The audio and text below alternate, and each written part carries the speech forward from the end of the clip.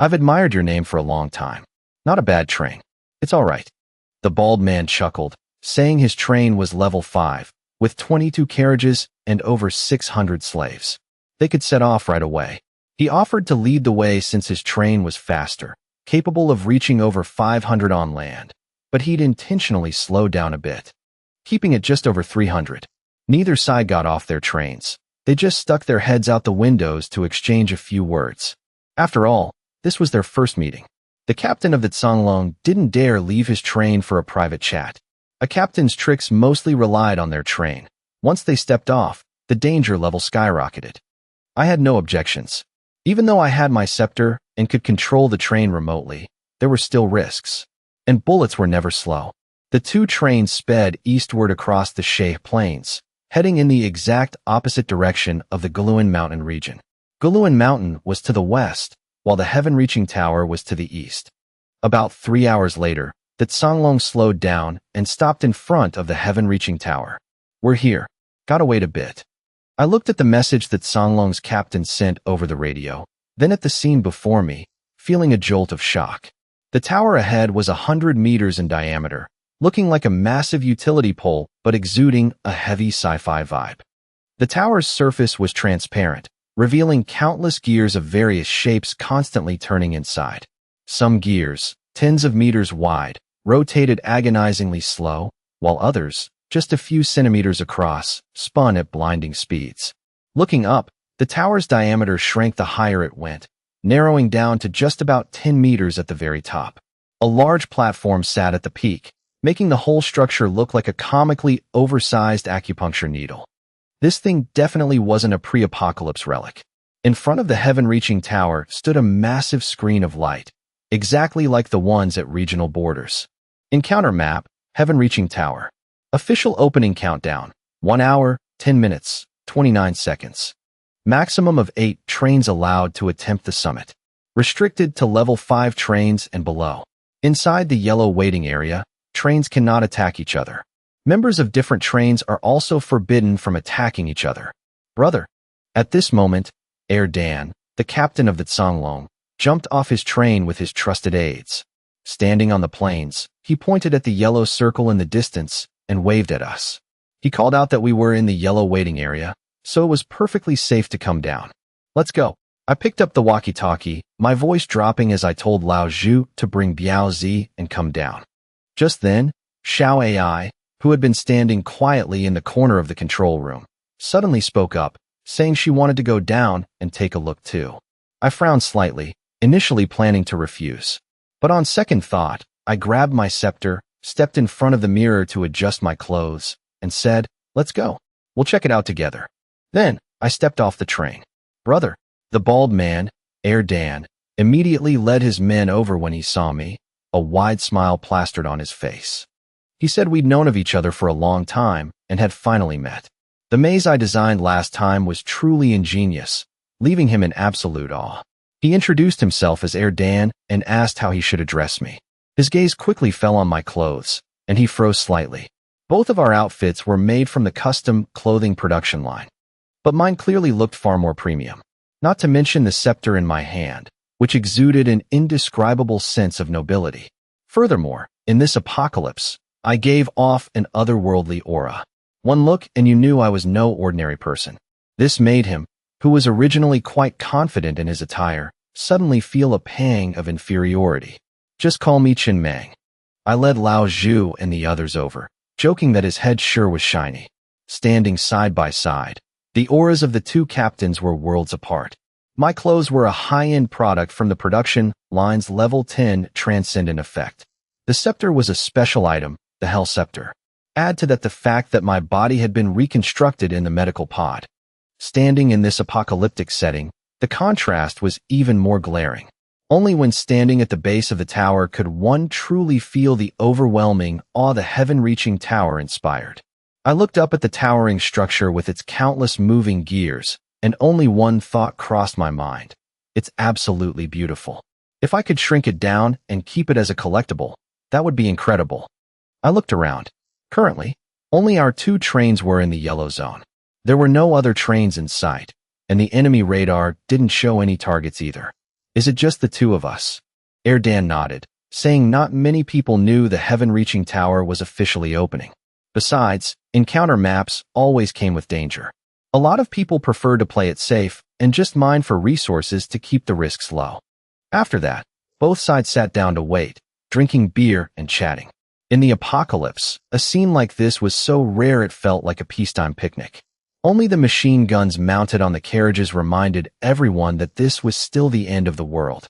When Ji Choo appeared in a fiery red evening gown, kneeling beside me to offer a cigar with both hands, the entire atmosphere instantly shifted.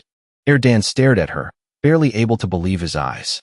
His voice trembled as he asked if she was Ji Choo, the A-list star who was the center of the hottest variety show before the apocalypse. She smiled and admitted it, saying that thanks to me taking her in, she had a safe haven in the apocalypse. Erdan looked at her, then at the woman beside him. The sheer contrast left him speechless. Finally, he could only force a smile and say I was living the good life. I chuckled, pulling Ji Choo into my arms, and replied that it was all right. Then I asked if he could still give me the beer he mentioned earlier. Erdan immediately agreed, saying a bottle of beer only cost 1 unit of iron or it was nothing. He then ordered his men to bring the beer to the Hengxing. That Songlong's doors opened, and dozens of slaves carried crates of beer toward our train. The Hengxing's doors opened as well, and a group of train residents, led by Biaozi, jumped down to receive the beer and toss it into the carriage. Erdan was about to say something when his eyes locked onto the Hengxing's crew. A flash of shock crossed his eyes.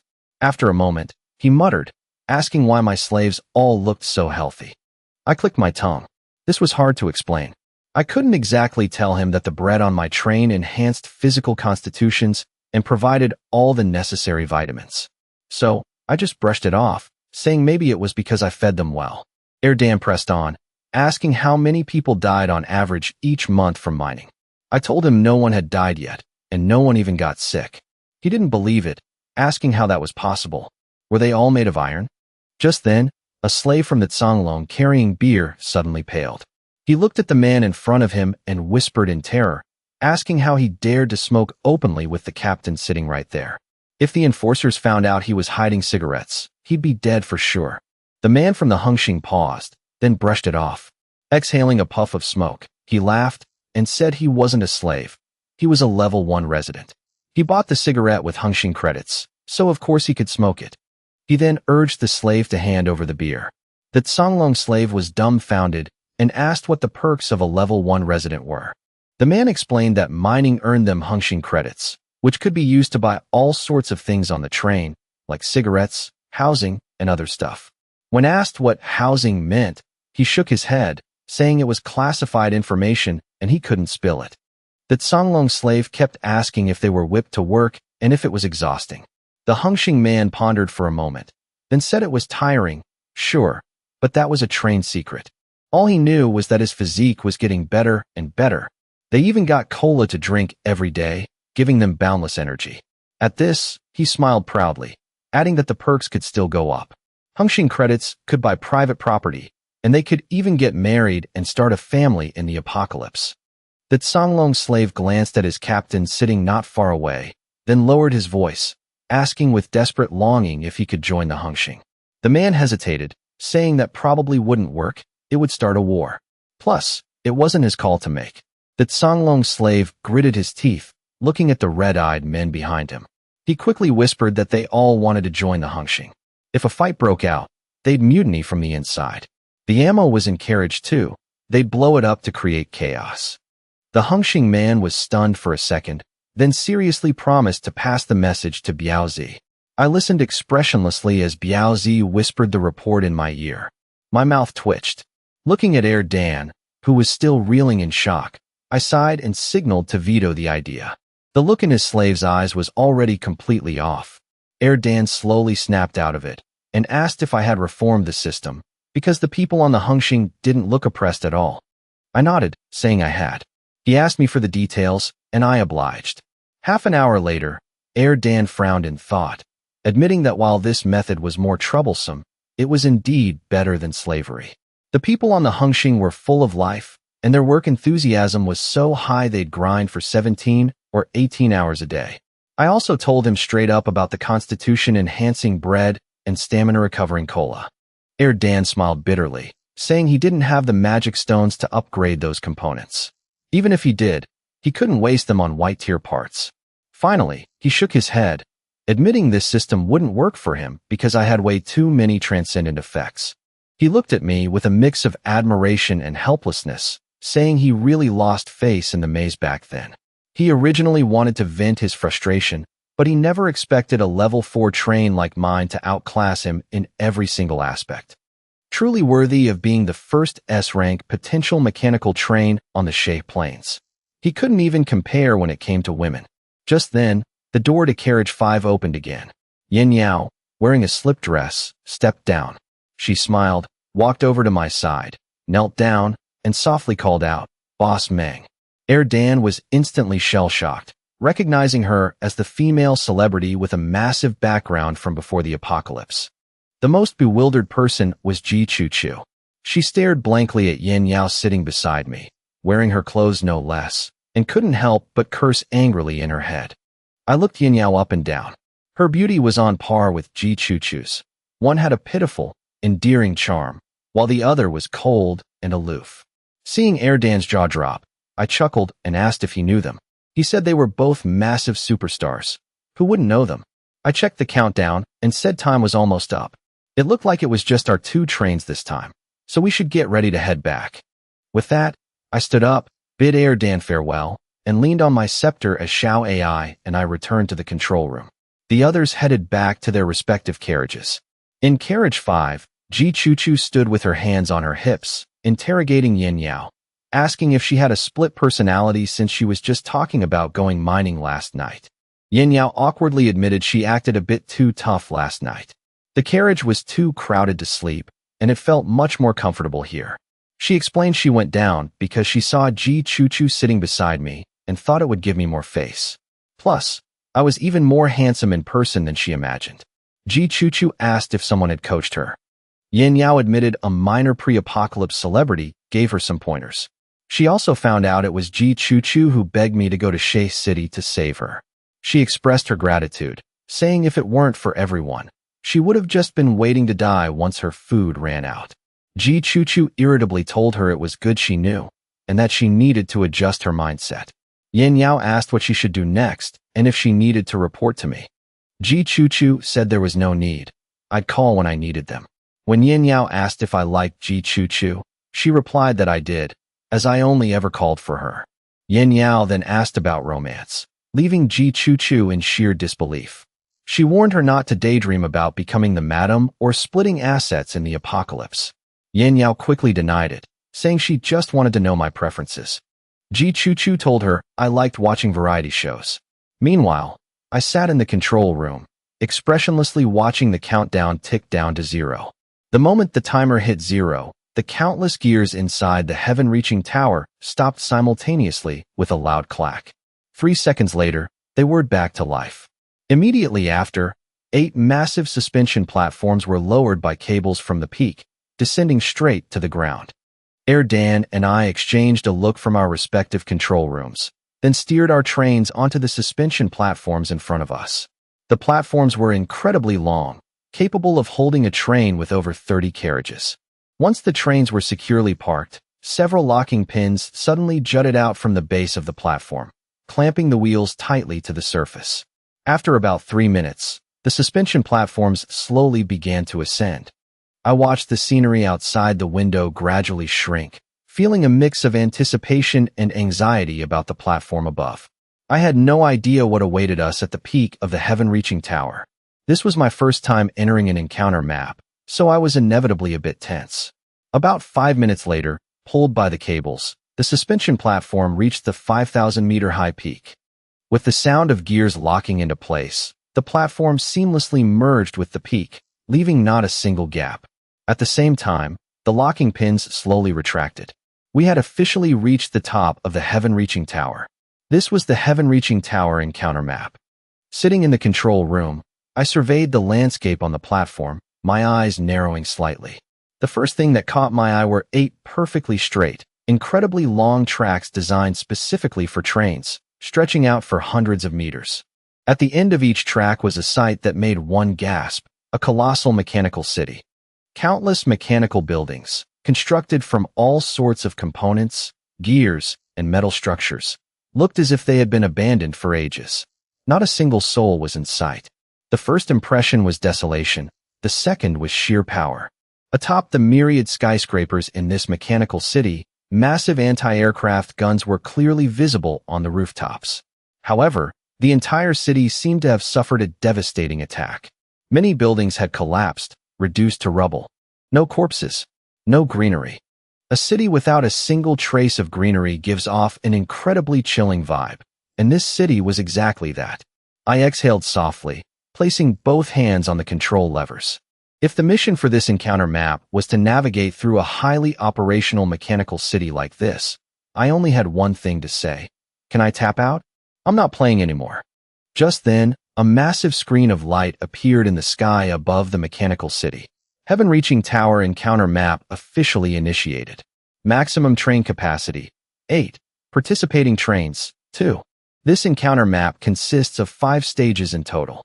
The difficulty of each stage increases progressively, from D, C, B, A, all the way to S. Clearing each stage will grant a corresponding completion reward. The first stage is difficulty, B rank, Doomsday Escape.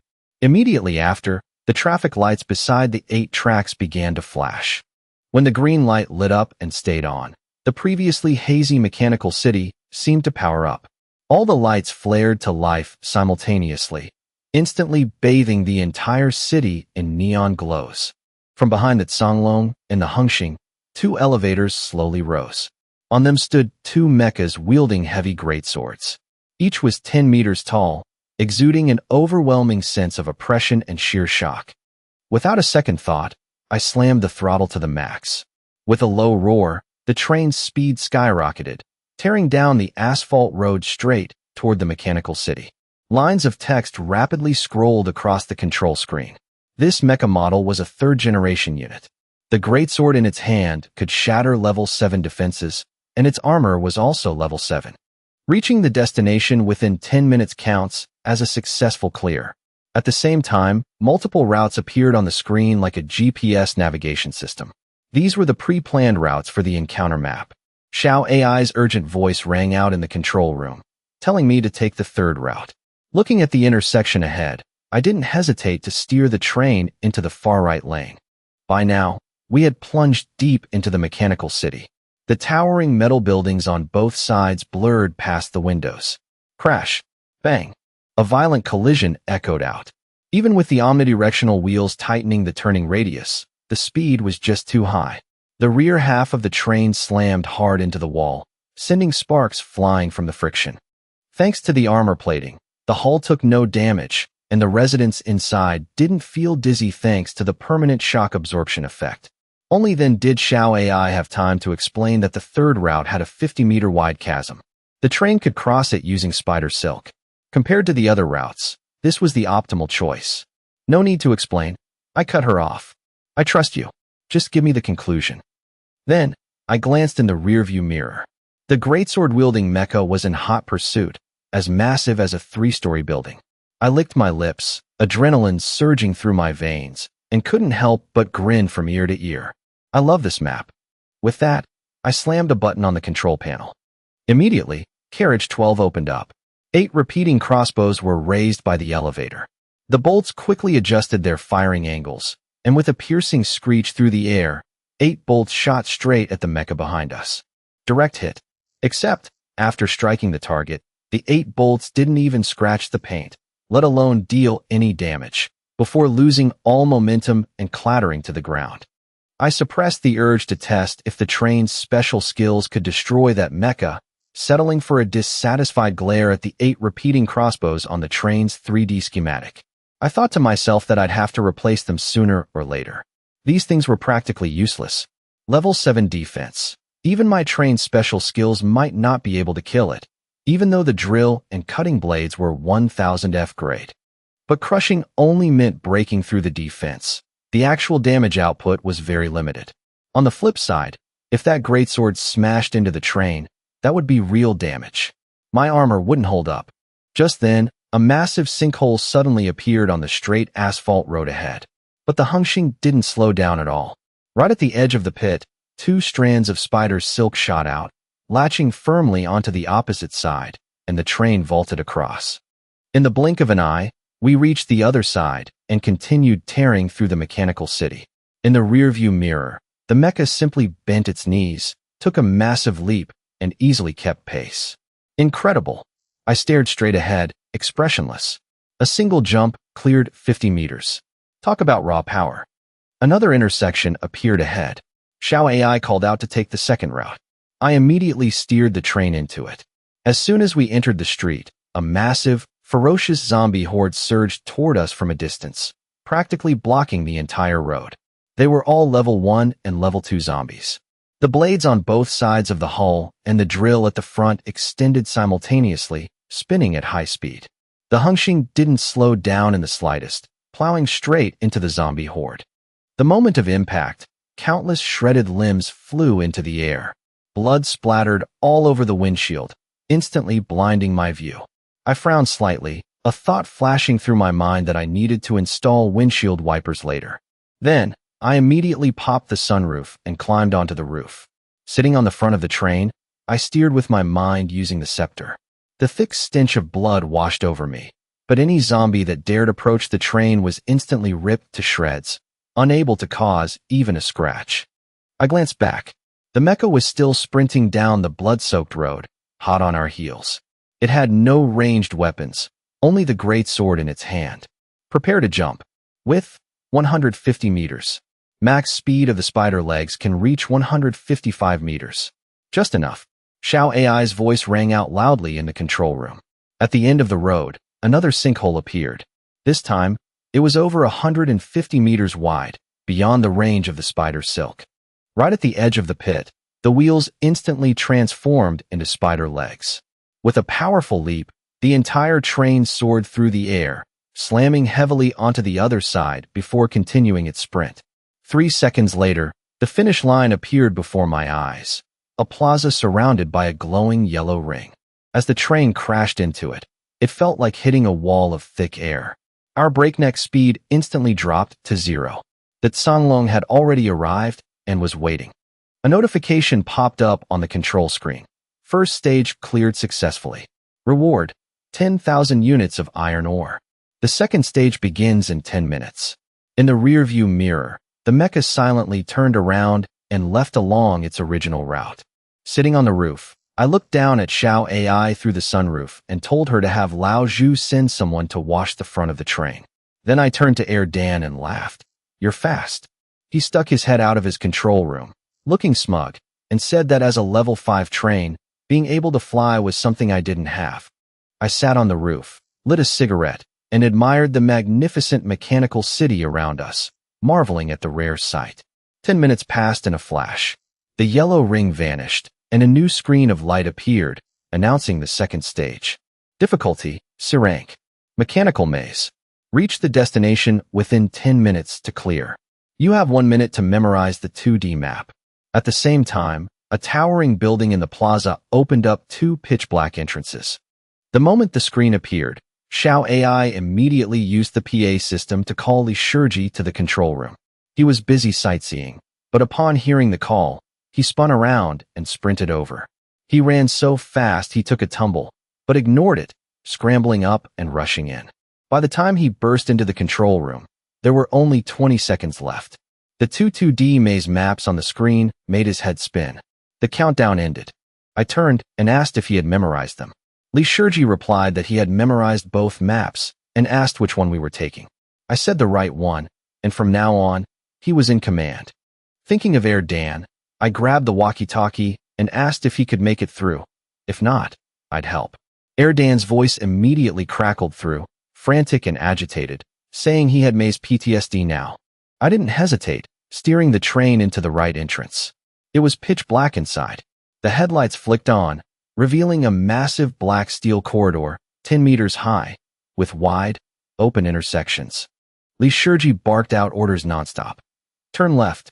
Maintain 50 kilometers per hour. Turn right in 3 seconds. Following his commands, 3 minutes later, With a blast of the horn, the Hengxing smoothly burst out of the maze and rolled to a stop in another plaza. The screen announced the second stage was cleared. The reward was a random white tier component blueprint, which turned out to be an iris chip. The third stage would begin in 10 minutes. It also noted that all blueprints from this encounter map could only be manufactured within the heaven-reaching tower. I looked at Li Shiji, who was still trembling slightly from intense concentration, and couldn't help but ask in amazement how he managed to command Air Dan without knowing the situation on his end. Li Shiji awkwardly explained that even though the maps were different, they shared a scale. As long as both trains maintained the same speed, he could deduce their relative positions. He intentionally made Air Dan arrive a bit slower just to be safe. I patted his shoulder, telling him there'd be a reward after this was over. I turned to Xiao AI and asked, "With your processing power, couldn't you deduce it yourself?" Xiao AI replied that she could, but I would need to input the map data into the train's AI assistant. The robot's current sensory equipment was too poor. She could only do it if we found upgrade components later.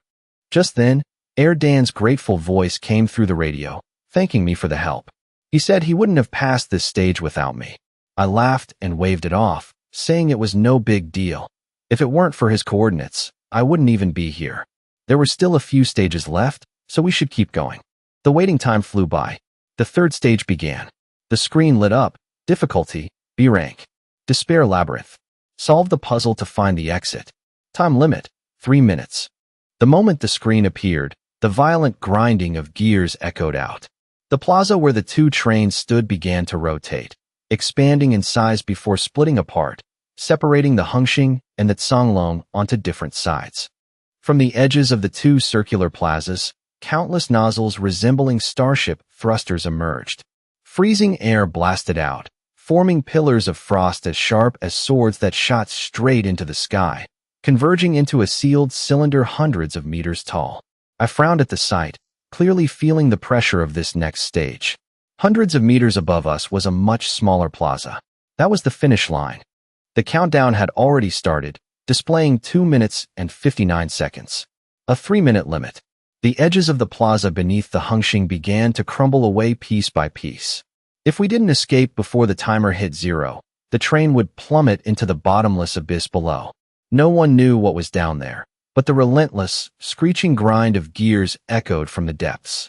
Falling down there definitely wouldn't end well. Li Shiji, who had just returned to his seat, was immediately called back out. He nervously scanned the entire plaza. The only clues were the patterns on the floor. Within 3 minutes, they had to solve the puzzle to find a way up to the plaza hundreds of meters above their heads. That was the objective of this stage. 10 seconds passed. Li Shiji's face rapidly paled, his limbs trembling as he grimly surveyed the collapsing plaza. He desperately searched for an answer, but in his current state, hope was clearly slim. Was a B-rank difficulty really this hard? I sat at the control panel, calmly looking at the towering cylinder of freezing air enclosing the entire plaza. This thing wasn't solid. The spider legs had nowhere to grip. I turned and asked Xiao AI. No good. Xiao AI shook her head quickly, saying she had almost no learning data and no simulation space.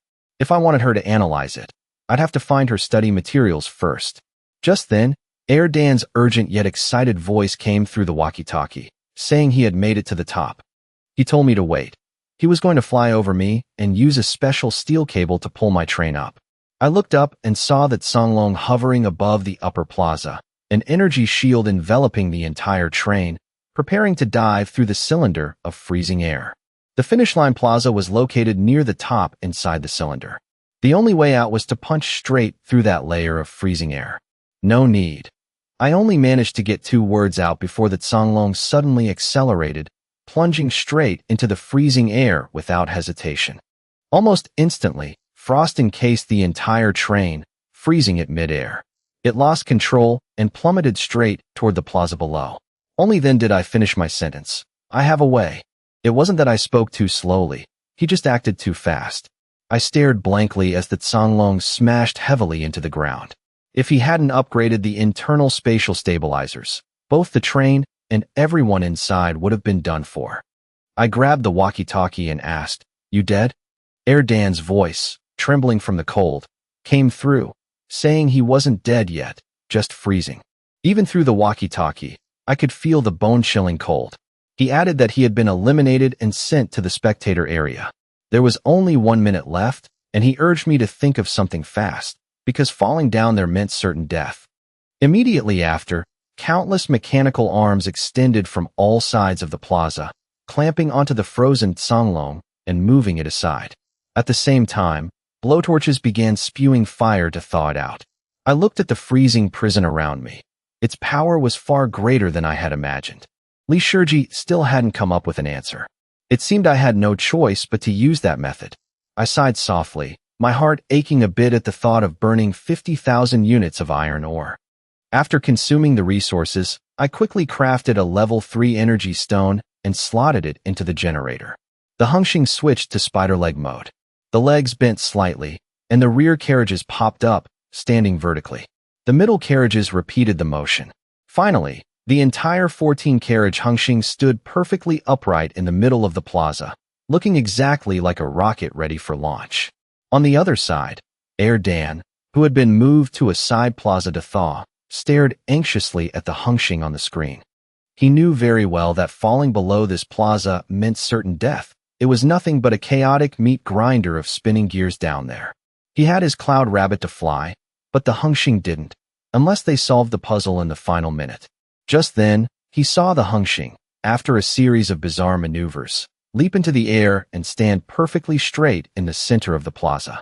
And it didn't stop there. On both sides of every carriage, the nitrous oxide exhaust began spewing blue flames. Dan smiled bitterly, wondering if I was planning to turn the train into a rocket and launch it straight up. Even upgraded to level 10, those things didn't have enough thrust for liftoff. But just as he was worrying, a sight he would never forget for the rest of his life unfolded. The nitrous exhausts on both sides of the Hengxing suddenly expanded, linking together from the first carriage to the last.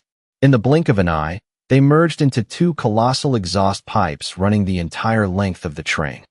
Dan froze in place. Trembling, he grabbed the walkie-talkie and screamed, asking if I was serious. This was actually possible. I had never said I could fly. My familiar laughter echoed through the walkie-talkie as I replied. I never said I couldn't fly, either. The next moment, the plaza below had collapsed until only a tiny patch remained in the center. The 2 massive nitrous exhausts vibrated violently, then blasted 2 colossal pillars of blue fire straight into the ground. Under that terrifying thrust, the Hengxing slowly lifted off like a rocket. Its speed rapidly increased, and in an instant, it breached the top of the hundreds of meters tall freezing prison. As the nitrous exhaust shut off, the train landed steadily on the finish line plaza. Stage 3, successfully cleared. Reward, a random green tier component blueprint. Since I already had the iris chip, I received the mechanical eye blueprint. Stage 4 begins in 10 minutes. I leaned back in my chair and exhaled, looking at the data on the control panel with a chuckle. The consumption was lower than I expected. The level 3 energy stone only depleted by 17%. Compared to the Cloud Rabbit, the consumption was higher, but that was normal. After all, one was natural flight, while the other was a brute force patchwork. The principle was simple. Use the spider leg's level 20 transcendent effect to stand the train upright. Then, utilize the nitrous exhaust level 10 transcendent effect to merge all the pipes, creating a vertical rocket launch effect. The only downsides were the massive consumption and the inability to steer. It could only fly straight up. But in terms of sheer shock value, the Cloud Rabbit couldn't even compare. Over on the Tsanglong, Dan finally snapped out of his daze, shaking his head with a bitter smile. Before coming here, he really wanted to vent his frustration and put the Hengxing in its place. But the result was total annihilation. The environment, the women, the flight capabilities, he couldn't match a single thing. There was no need to even compare offense and defense. Over 60 transcendent effects said it all. Was this S-rank potential? Or was Chun Meng himself just that terrifying? Finally, he sighed. Gripping the walkie-talkie, still shivering from the cold, he said the next stage was A-rank difficulty. It would be incredibly hard, but the rewards would definitely be better. He told me to do my best to clear it all, and just let him tag along for some scraps in the future. In Carriage 5, Yin Yao looked at Ji Chu Chu in astonishment, asking if all trains could fly nowadays. Ji Choo-choo shook her head, saying that after the apocalypse, trains were the only mobile shelters. How could everyone have a flying train? It was just that Boss Mang was incredible. You've never been to other trains. When you look at Boss Mang, you just feel like a frog at the bottom of a well looking at the moon. But if you had struggled in the apocalypse for a year and then saw Boss Mang, you'd understand what it feels like to be a mayfly looking up at the vast blue sky. Do you think so many people are grateful to the Hengxing just for the perks? The biggest reason is that they've witnessed the Hengxing's power with their own eyes, and they believe that following this train will lead them to a brighter future. Until a truly, absolutely safe mobile shelter is established in this despair-filled apocalyptic world, you are incredibly lucky. After the apocalypse hit, you hid in a safe room for a year before coming to the Hengxing. You have no idea how lucky you are. That's what I envy about you the most. Unbelievable. In Guard Carriage 7, Biaozi looked out the window with a complex expression. The terrifying scene from just moments ago was still etched in his mind, impossible to shake off. For a split second, he even had the illusion that he was riding a rocket. He never thought he'd experience a feeling like this one day. It was truly unbelievable. Lao Zhu smiled as he looked out the window, his eyes full of emotion and pride. He was the first person to follow Boss Mang, and the one who witnessed the Hengxing's entire growth process from the very beginning. He had poured a lot of sweat into this train. If one day he was forced to choose between himself and the train, he would choose to sacrifice himself. To him, the Hengxing was already home. He couldn't imagine what life would be like without this train. He'd probably have to scrape by in the apocalypse again, struggling day after day just to survive. He never wanted to go back to that life. What a shame. Lao Zhu shook his head, his voice full of regret. The residential carriages don't have windows. They couldn't see what just happened outside.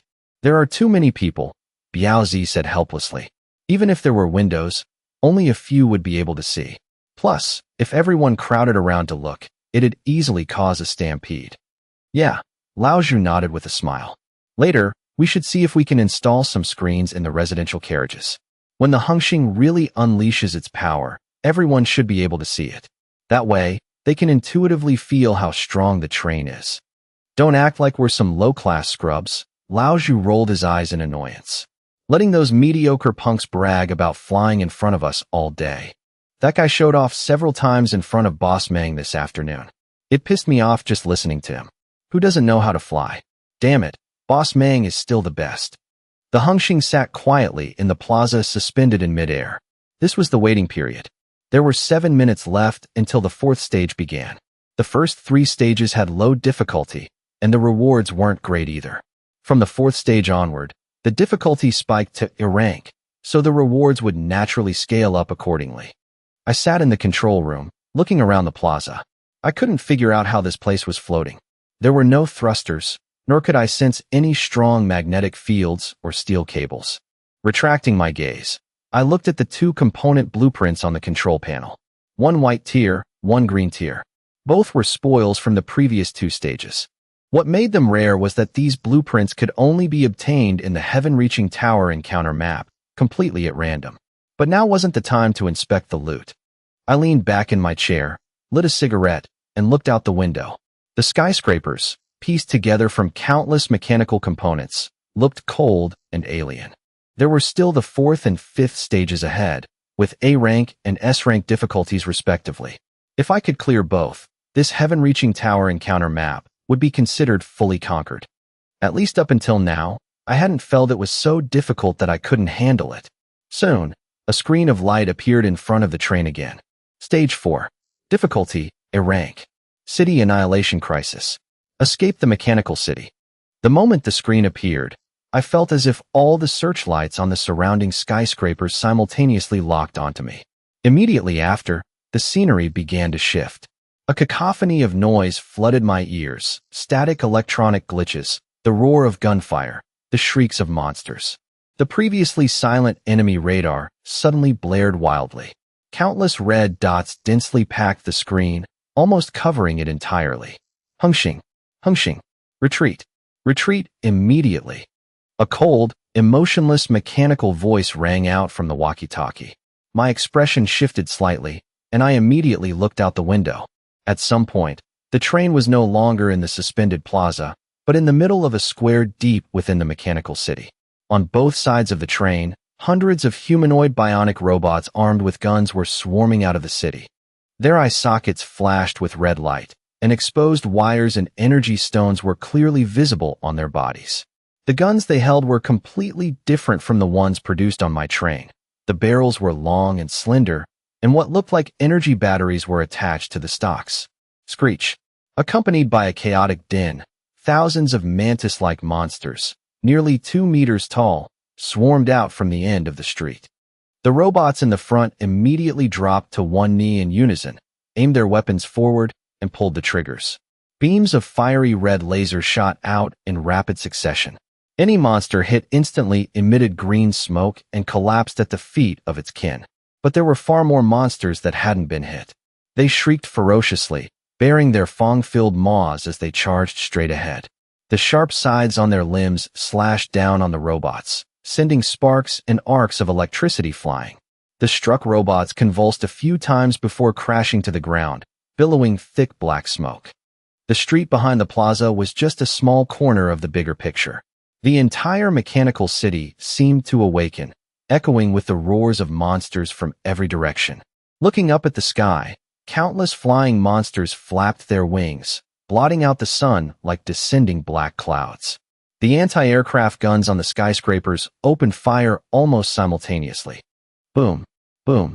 In an instant, the sky above the mechanical city was torn apart by countless tracer rounds, as dazzling as a destructive meteor shower. Swaths of monsters were hit, plummeting with agonizing shrieks, but many more broke through the barrage. Disbelief and horror flashed in my eyes.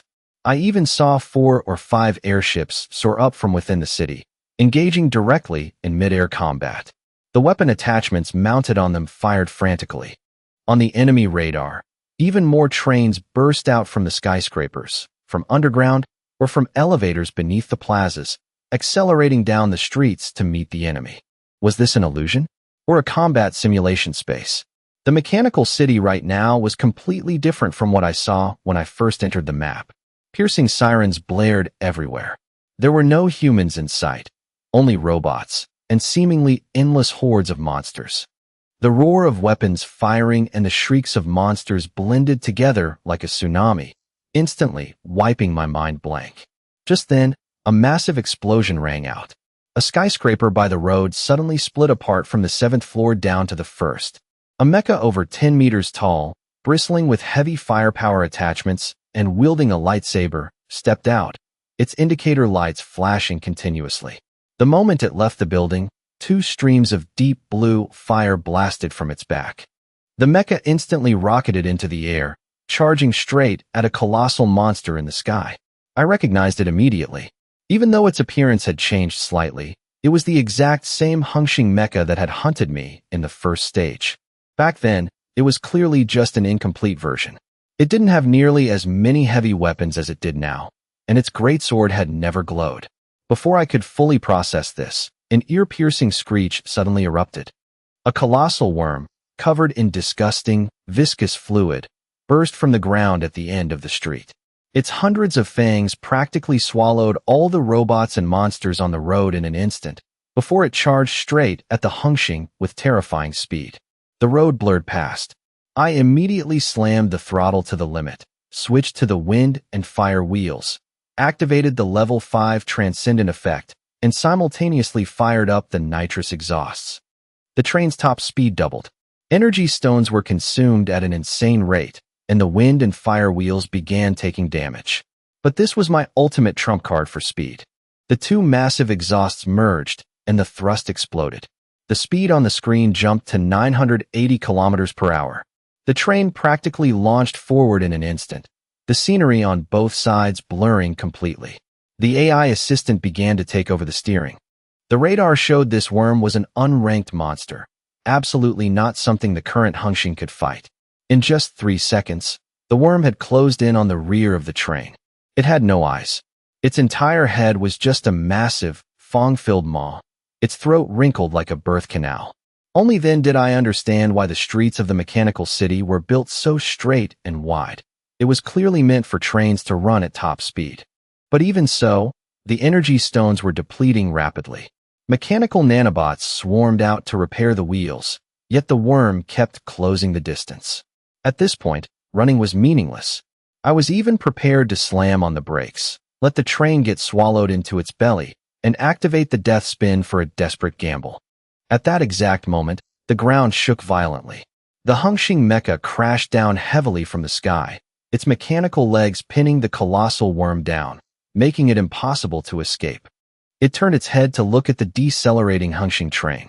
Its eye sockets flashed red, and a cold mechanical voice rang out, "Hengxing, run, survive." Immediately after, 3 more colossal worms burst from the ground simultaneously, their maws wrapping around the mecha. I didn't dare hesitate. I immediately pushed the throttle, charging deeper into the city following the red mission guideline. Along the way, squads of battered robots charged out of buildings, fighting to the death to block the monsters. Muffled explosions echoed from within the worms' bellies, forcing them to give up their pursuit of me. I merely sped past like an outsider, witnessing scene after scene of sacrifice unfold before my eyes. Finally, I reached the highest point of the mechanical city. Before me was a colossal elevator made of glass and steel, its steel frame stretching straight into the sky with no end in sight.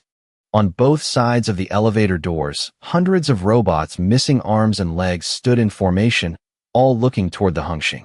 Among them, a robot painted entirely in bright red stepped forward and bowed. Even as one of its mechanical eyes fell to the ground, it raised its hand, its voice raspy as it spoke. "Survive, Hengxing. You must let them know. This grudge, even after billions of years, it will never fade."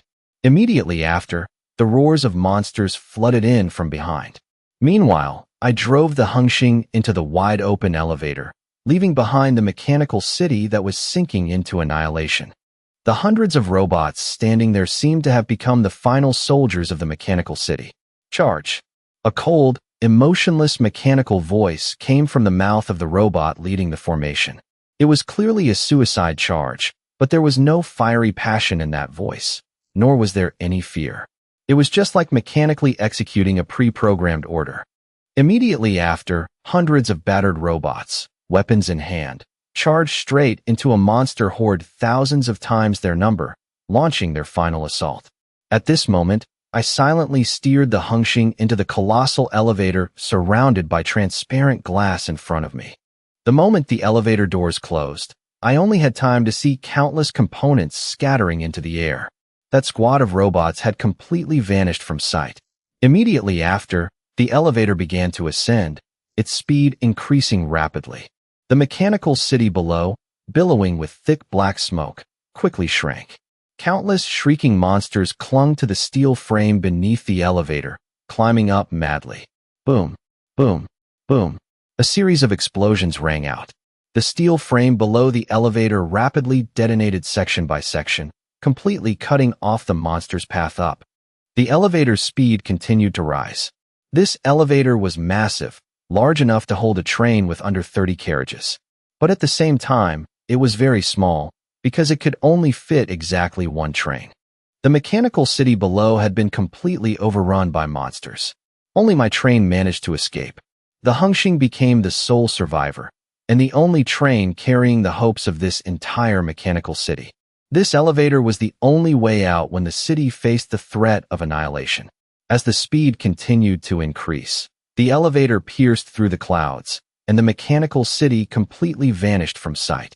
The scenery outside blurred, and even flashes of black light appeared, as if we were passing through a wormhole. A piercing sound rang out, and then, everything around us instantly fell silent. The Hengxing once again appeared on the original suspended plaza, as if it had never moved from the start. A screen of light appeared in front of the train once more. Phew! I sat in the control room and let out a long breath, feeling my back slightly slick with sweat. After rolling down the window, I lit a cigarette, looking at the data on the control screen with a complex expression. Energy stone consumption, unchanged. Copper ore consumption, unchanged. In other words, everything we just experienced in stage 4 wasn't real. None of the consumption was recorded.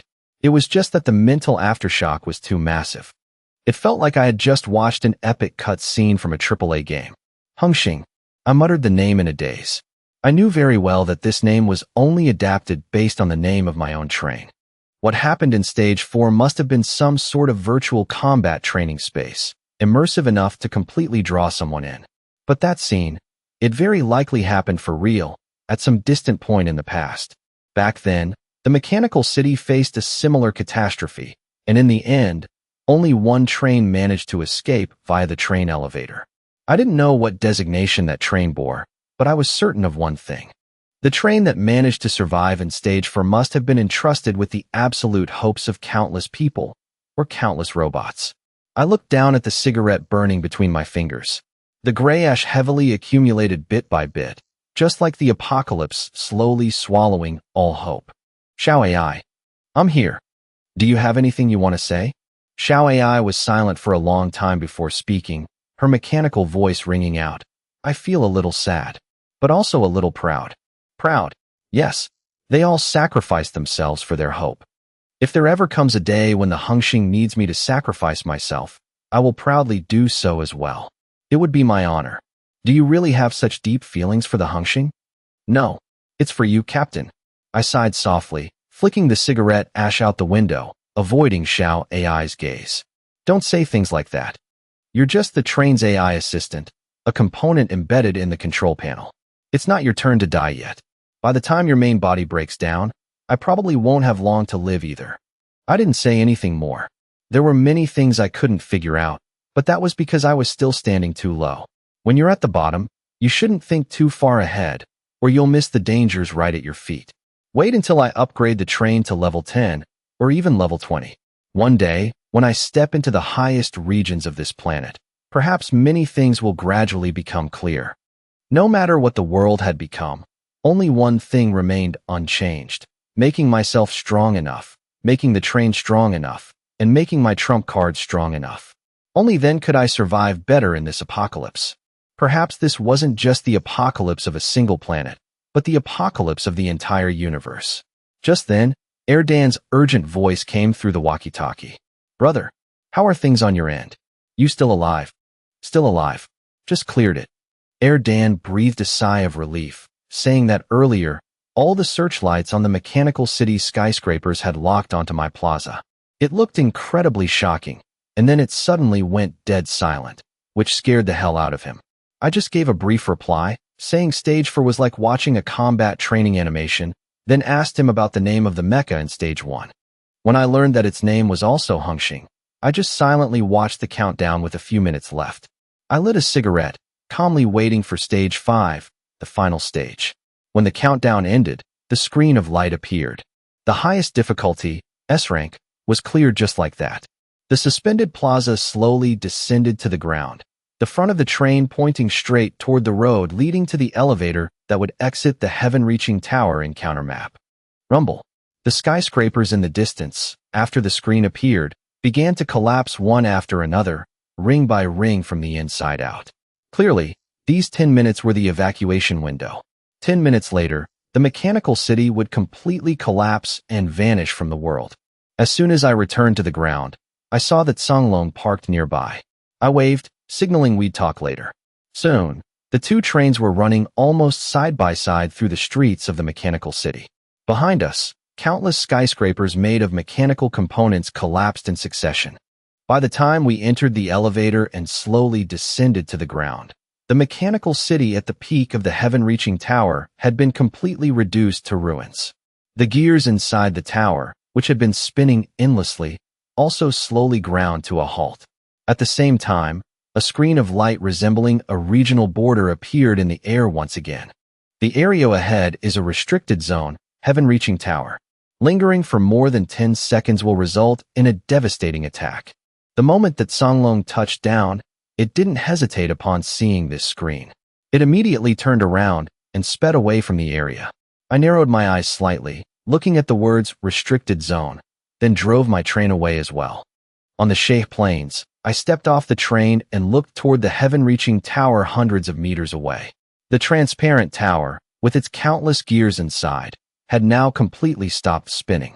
It had gone from an encounter map to a restricted zone. This was the first time I had seen those words. Lingering for more than 10 seconds will result in a devastating attack. So where would that attack come from? The mechanical city might still have some leftover firepower, but the city itself had completely collapsed into ruins. Even so, I wasn't foolish enough to test it. Looking from afar, even with all the gears stopped, the heaven-reaching tower was still incredibly magnificent and awe-inspiring. It was like the Tower of Babel that humanity once built, absurd, yet harboring an intense conviction. The 5 stages of this encounter map, including the S-rank difficulty stage, were all much simpler than I had imagined. It didn't feel like a trial, but rather an inheritance. An inheritance from a mechanical civilization, especially the special item, Mechanical Heart. I looked at my scepter.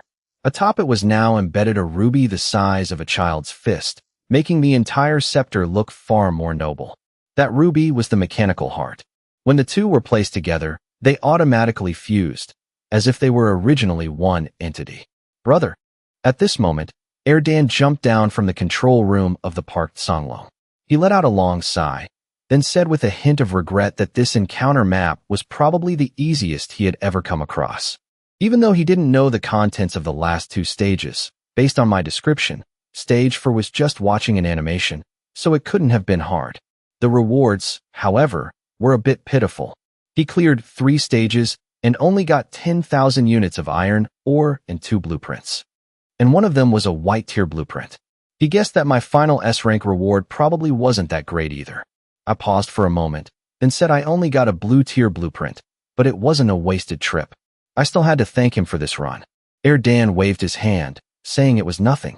He then ordered a group of slaves to carry crates of beer down from his train and place them in front of the Hengxing. He said my people really liked this stuff, so he was gifting me another 2,000 cans. He didn't have anything better on his end. This was all he had left. He frankly admitted that the haul this time wasn't bad, but it was an S-rank difficulty after all, and it only gave a blue-tier component blueprint. If he had managed to clear the S-rank maze last time, he might have gotten 30 Murphy stones, a much richer reward.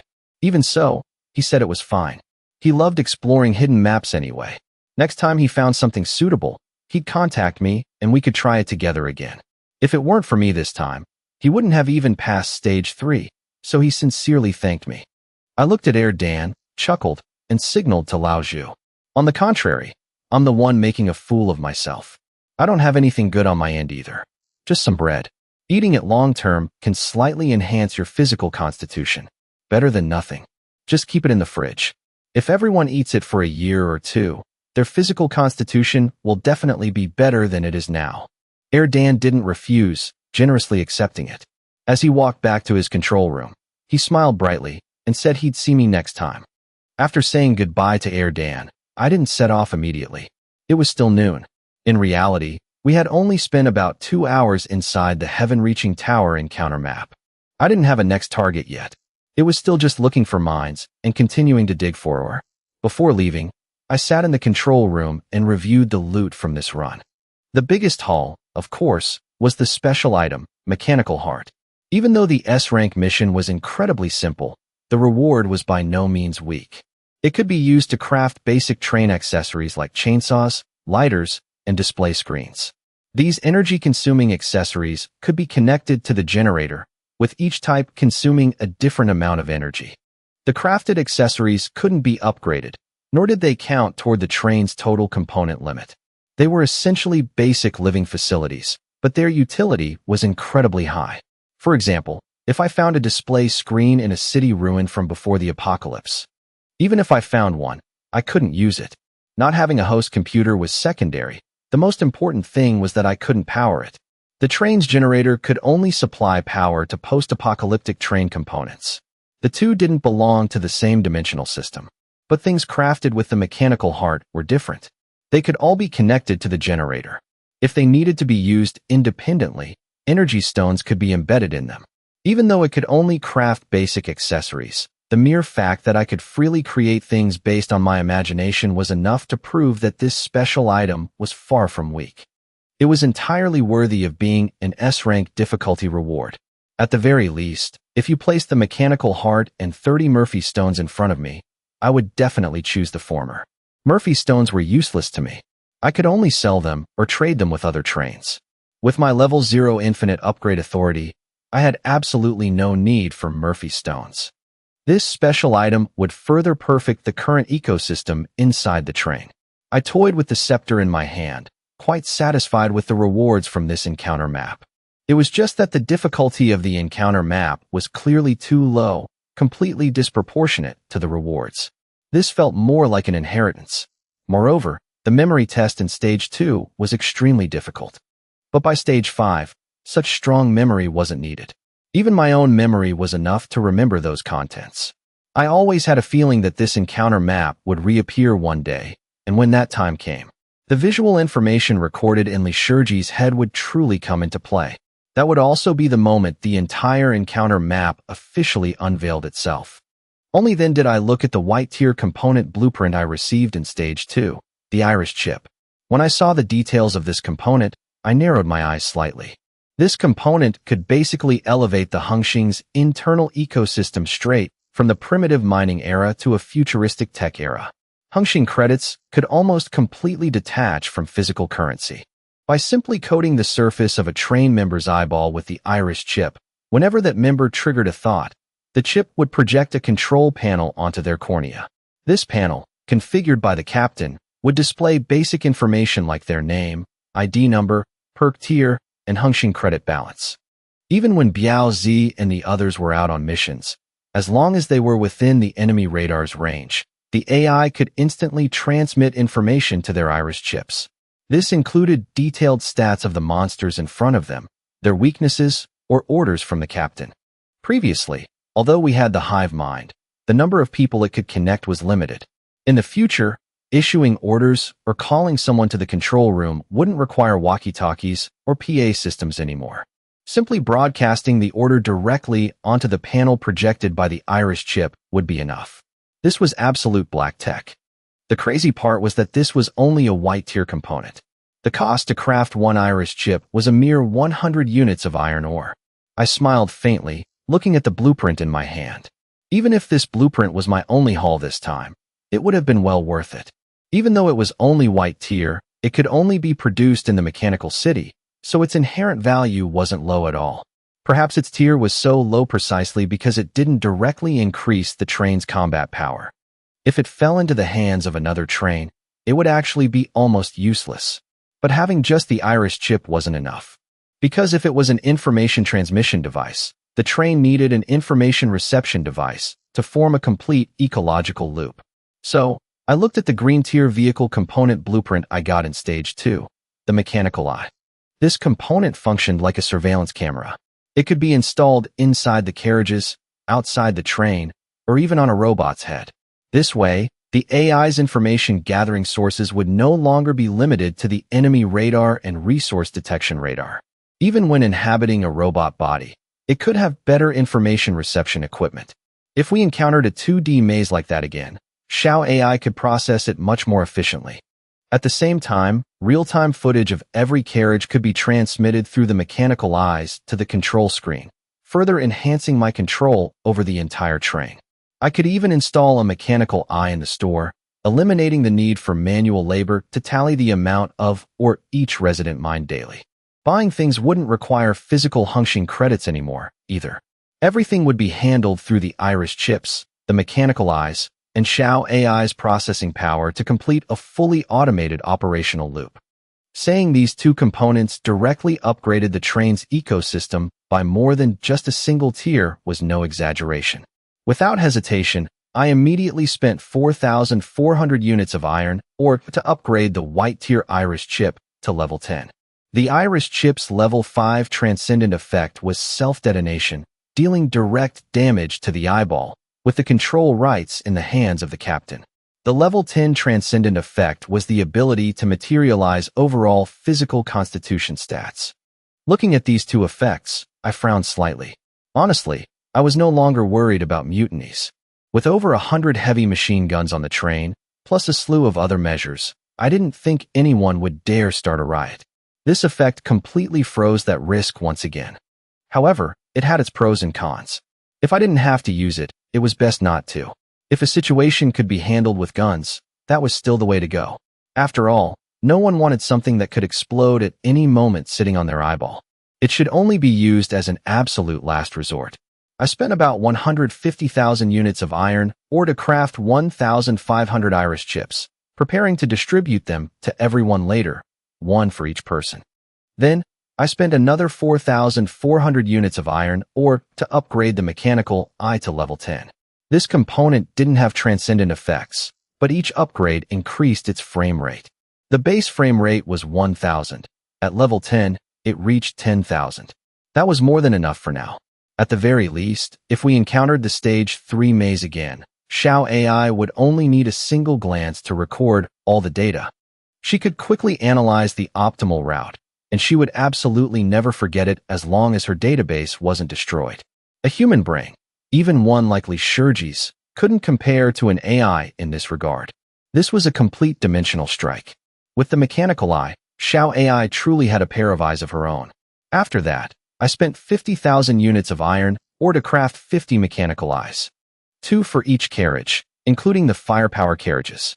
1 mounted on the exterior roof of each carriage, 1 on the front of the train, and 1 placed on Xiao AI's head. I looked with satisfaction at Xiao AI standing beside me, sporting a round camera the size of a thumb on her head. A wire ran from the back of her neck up to the camera. It was compact and unobtrusive, but the image transmission quality was excellent. Xiao AI looked in the mirror at the camera on her head. After a moment, her mechanical voice sounded. She asked if I could craft some basic tools like a pickaxe for her, so she could modify it and stuff it into her eye socket, because this look was just too ugly. I burst out laughing, asking if AIs cared about their looks too. Xiao AI replied, "A little bit." I said sure, I'd craft whatever she needed. Very quickly, I spent over 5,000 units of iron ore to make some miscellaneous tools for Xiao AI. She grabbed a pickaxe and looked in the mirror, preparing to take her own head off, when I interrupted her. I told her to hold off on that, and first take these iris chips down to distribute to everyone. Xiao AI immediately took the order and left. From today onward, the resident ecosystem on the Hengxing had completely broken free from physical currency. We no longer needed to use bottle caps. Anti-counterfeiting measures were maxed out. More importantly, there was absolutely no need to worry about network hacking. The Hengxing had no network, no external net, no internal net. The iris chip came with its own information receiver and transmitter. Every command from the AI, as long as it was within the enemy radar's range, would be received by the chip. This method of information transmission was incredibly difficult to intercept or hack. Xiao AI had gone down to get to work. I sat alone in the control room, holding a mirror and carefully inspecting my eyeball, trying to find the iris chip, while also confirming if the control panel I saw was being projected by it. I could see 2 types of control panels. One was the captain's panel, linked to the Manga birthmark on my hand. This one had fulfilled its purpose after I completed the 3 initial missions. The other was the world's inherent control panel, used to display information like regional announcements and special items. It usually appeared in 3 different forms: a semi-transparent panel floating in front of me, the screen on the control console, and a massive screen of light appearing in midair, like the ones at regional borders. The display method wasn't fixed. It basically showed up wherever was most convenient. When I was in the control room, information displayed directly on the screen. When I left the control room, the panel floated right in front of my eyes. Was it really not there? Because I rubbed too hard, my eye sockets turned red, but I still couldn't find any trace of an iris chip. Perhaps it was a higher-tier iris chip, or some special component I couldn't comprehend yet. After a long while, I gave up. I grabbed a hot towel, placed it over my eyes, and leaned back in my chair for a quick nap. I was truly exhausted. Meanwhile, the Hengxing was parked on the Shay Plains. All the train members disembarked one by one, lining up to have their iris chips implanted. Uncle Lee. At the back of the line, a young man standing next to Uncle Lee sighed helplessly, saying there was really nothing they could do. The train was developing too fast. Even he hadn't expected Uncle Lee to lose his job so soon. Boss Mang had directly crafted iris chips. Absolute anti-counterfeiting, digital currency, AI tallying. There was practically zero margin for error. The train residents could even view their Hengxing credits directly. The amount of or mined beyond the daily quota yesterday was clearly displayed on the chip, with a backup in the AI's database. To buy things, you just went to the store and paid with a glance. You could even check your own overall physical constitution stats. Uncle Lee, you can't compete with this. You really can't. You'll just have to retire. But Uncle Lee's face was ashen, completely devoid of his former vigor. His pale lips trembled, his eyes filled with indignation and despair. He said he had only been on the job for a few days, and all those resident ID numbers were organized by his own hands. The young man nodded, saying those numbers had now been inputted into the chip's control panel, so his efforts weren't entirely in vain. The design based on the order of joining the train that Uncle Lee came up with was great. Boss Mang was number 1, Captain Zhu was number 2. Boss Mang continued to use that system. The young man suggested that maybe Uncle Lee could come up with a new plan. Uncle Lee stumbled slightly, then regained his composure. Gritting his teeth, he said he had never feared failure in his life. He had failed many times, but he always got back up. Even in absolute despair, he never lacked the courage to start over. What doesn't kill him only makes him stronger. He said that as long as he had time, he would definitely come up with a new plan. The young man gave a thumbs up, sincerely expressing his admiration, believing that Uncle Lee would definitely succeed. It was only a matter of time. About 2 hours later, all crew members on the train, except me, had iris chips implanted. The process was completely painless. The chip was attached directly to the surface of the eyeball, causing no discomfort. Even during intense combat, it wouldn't fall out, unless the entire eyeball was gouged out. Everyone agreed to have it implanted in their left eye. Most people are right-handed and used to observing with their right eye in combat, so the control panel appearing in the left eye wouldn't obstruct their vision. When aiming a gun, many are also used to closing their left eye and using their right. The control panel can still be seen even with the eye closed, just with a darker background. Fascinating. Bill Su sat at the edge of the carriage, his legs dangling in the air, repeatedly summoning and dismissing his control panel, his face full of excitement. He waved his hand, touching the invisible panel like a kid with a new toy. A mere thought could control summoning or dismissing it. When dismissed, everything looked completely normal. When summoned, the semi-transparent panel didn't affect his vision much at all. The transparency could even be adjusted from 1 to 100%. When set to the highest level, a pale white, semi-transparent panel floated about half a meter in front of him, displaying lines of text. Name, Biaozi. Train, Hongxing. Position, Captain of the 1st Guard Squad. Balance, 63 Hongxing tickets. Perks, Tier 1 high-level talent. Comprehensive physical index, 12.1. Bill Su marveled at how awesome Boss Mang was. Having this thing made him feel a bit more connected to the Hongxing. He said the panel was set up by Boss Mang. The average index for an adult male was 10, but he was at 12.1. He then turned and asked old Zhu what his score was. Old Zhu, annoyed, told Biaozi to mind his own business. Lately, Bill Su had been training in the level 10 virtual space every day, so it was normal for his index to be higher. Then, old Zhu tilted his head, looking at the woman talking to Boss AI in the distance, and suggested Biaozi go ask her index. It was definitely higher. Bill Su admitted it, recalling that he had fought her in the training space. At first, she was afraid of blood and kept losing. But once she got used to it, he couldn't win anymore. It felt like standing still with a dagger while an entire mountain crashed straight into him. He finally won once by using a handheld Gatling gun, turning that mountain into a rain of blood. Bill Su said her name was Zhang San, and her physical index was stronger than most adult men. If I build a single soldier exoskeleton suit for her later, she could take out 3 to 5 level 2 zombie wolves in close combat with just a piece of a train blade. Hearing this, old Zhu finally realized the difference. Because that was pure melee combat, something even Bill Su couldn't pull off. Bill Su affirmed that she was incredibly strong.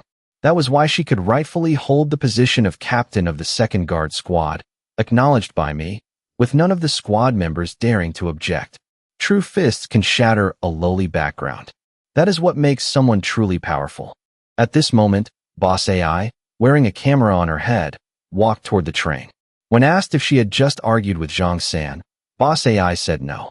She just wanted to change her name. She didn't like the name Zhang San and wanted to change it to Zhang Damei, so Boss AI helped her change it. She even loudly claimed there were rumors on the train about her and a guy named Lee. But Boss AI didn't care about such things. If she wanted to change it, then change it. Boss AI also added that according to her data, she was the only one spreading that rumor. She was probably in love. Hearing this, Bill-Soo stared blankly at Zhang Damei, who was skipping happily in the distance, and muttered, "I don't oppose romance on the train. In fact, I quite support it." Old Zhu thought that Li Yi would definitely object. Even though he had been fired, he still enjoyed Tier 3 high-level talent perks. Bill-Soo couldn't understand why Zhang Damei would like a middle-aged man like him, especially since she had once grabbed him by the collar and lifted him into the air. But then he convinced himself that conflict leads to interaction, and it's not strange for feelings to develop after interacting a lot. Maybe that was why she changed her name to something more feminine. Finally, Bill-Soo marveled that Boss AI's intelligence seemed to be getting higher and higher. She could already communicate normally and handle trivial matters on her own. Since AI was the name I gave her and it was too intimate, everyone agreed to call her Boss AI, treating her like the general manager of the train's ecosystem. Before leaving, Biaozi even asked Old Zhu if his comprehensive physical index had surpassed 10. But Old Zhu just glared at him, cursed, and walked away, stepping into the crowd. Buy a pack of cigarettes. At the entrance of the refrigerator in carriage 11, a resident in orange clothes walked up to the counter after browsing the store. He spoke to the woman standing at the entrance. 2 Hongxing tickets. The woman handed over the cigarettes while pointing at a camera that looked like a large coin placed nearby. The man looked at the camera, and a line of text quickly appeared before his eyes. Train resident number 182 purchased 1 pack of cigarettes. Spent 2 Hongxing tickets. Balance 3 Hongxing tickets. Unable to contain his excitement, he grabbed the pack of cigarettes and left the store. This iris chip was both convenient and fascinating. With the train's development, several lifestyle-related jobs had appeared on board, such as cleaners and store clerks. These positions, which didn't require much physical labor, were mostly filled by women. Although the speed of earning Hongxing tickets was far slower than mining or selling their bodies, it was light and easy work. Old Zhu usually didn't assign men to these roles because it was a waste, so he mainly arranged for women to take them. However, Old Zhu also made it very clear to all female service staff, including himself, that they must absolutely never show dissatisfaction toward customers and must always serve with a smile. But this was clearly a bit redundant. Being able to safely work as a store clerk in the apocalypse was already a blessing from their ancestors. The smile on the clerk's face at the counter almost never faded. She perfectly complied with the smiling service requirement. Truly professional. Zhang Damei. After Old Zhu left, Bill-Soo couldn't hold back his curiosity. He walked right up to Zhang Damei and asked directly, "What's your comprehensive physical index?" "You called me." Zhang Damei turned around, looking a bit shy as she said she had just changed her name and was already being called by it. It was her first time being called Damei, so she was a little embarrassed. Then she revealed her comprehensive physical index was 18.2 and asked Biaozi what his was. Bill-Soo fell silent. Looking at his own 12.1, he calmly said it was about the same as hers. He told her to head back to the train first, so Squad 1 could start their patrol, and also to enter the virtual combat training space for extra practice. He mentioned that everything was almost ready, and soon she would participate in ranked matches to try and secure a high rank to boost the Hongxing's prestige. No problem. The shyness on Zhang Damei's face instantly vanished, her eyes flashing with a fierce glint. She declared she would definitely beat their brains out, then took large strides and ran inside the train. Good thing the virtual training pods were big enough, otherwise Zhang Damei really might not have fit. Bill-Soo watched her back inside. She was a true natural-born genius. As the train developed, geniuses like her were becoming more common. Zhang Damei, Li Shiji. People like him weren't particularly outstanding in any aspect. They only held high positions because they followed Boss Mang early on. If they didn't strive to get stronger, given the train's future development, old-timers like them would sooner or later be replaced by new blood with more potential. Ranked matches were a mode linked to other trains in the virtual combat training module. Only when this module was upgraded to level 5 would the Transcendence effect unlock to allow participation. It wasn't just competing with trains in the same region, but battling people from supply trains all over the world. There was no shortage of experts. Even though Zhang Damei was born with the strength of a mad bull in a bare-handed arena, she was very likely to encounter people who made a living in underground boxing rings before the apocalypse. With years of training, their physical indexes might not be any lower than hers. The challenge was still immense. In female high-level talent carriage number 5, Yin Yao sat on a chair, staring at the semi-transparent control panel in front of her. Her eyes were filled with shock. Then, she doubtfully asked Ji Chuchu why she was still only receiving Tier 3 resident perks. Ji Chuchu explained that all Tier 3 high-level talent perks and above were currently decided directly by Boss Mang. Yin Yao had just joined the train, so she was still a Tier 3 resident for now. Being allowed in this carriage was just because Captain Zhu and the others assumed she would be promoted later. Yin Yao asked somewhat anxiously when she would be called upon, because Tier 3 resident perks didn't even provide one Hongxing ticket a month. Who knew when she'd save up 50 tickets? Ji Chuchu just told her to wait, her voice a bit melancholic as she mentioned it had been a long time since Boss Mang called for her, let alone Yin Yao. Yin Yao then wondered why Ji Chuchu had deliberately spent one Hongxing ticket to craft 2 new sets of clothes. They were clearly just ordinary clothes, not exquisite items. What was the point? I'm not telling you. It's a secret. Ji Chuchu glanced at Yin Yao, a smile flashing in her eyes before she turned back to look out the window. These 2 outfits were the same style as the one she wore when she participated in a variety show. If Boss Mang called for her next time, she would walk in wearing this. Boss Mang would definitely love it. ALS.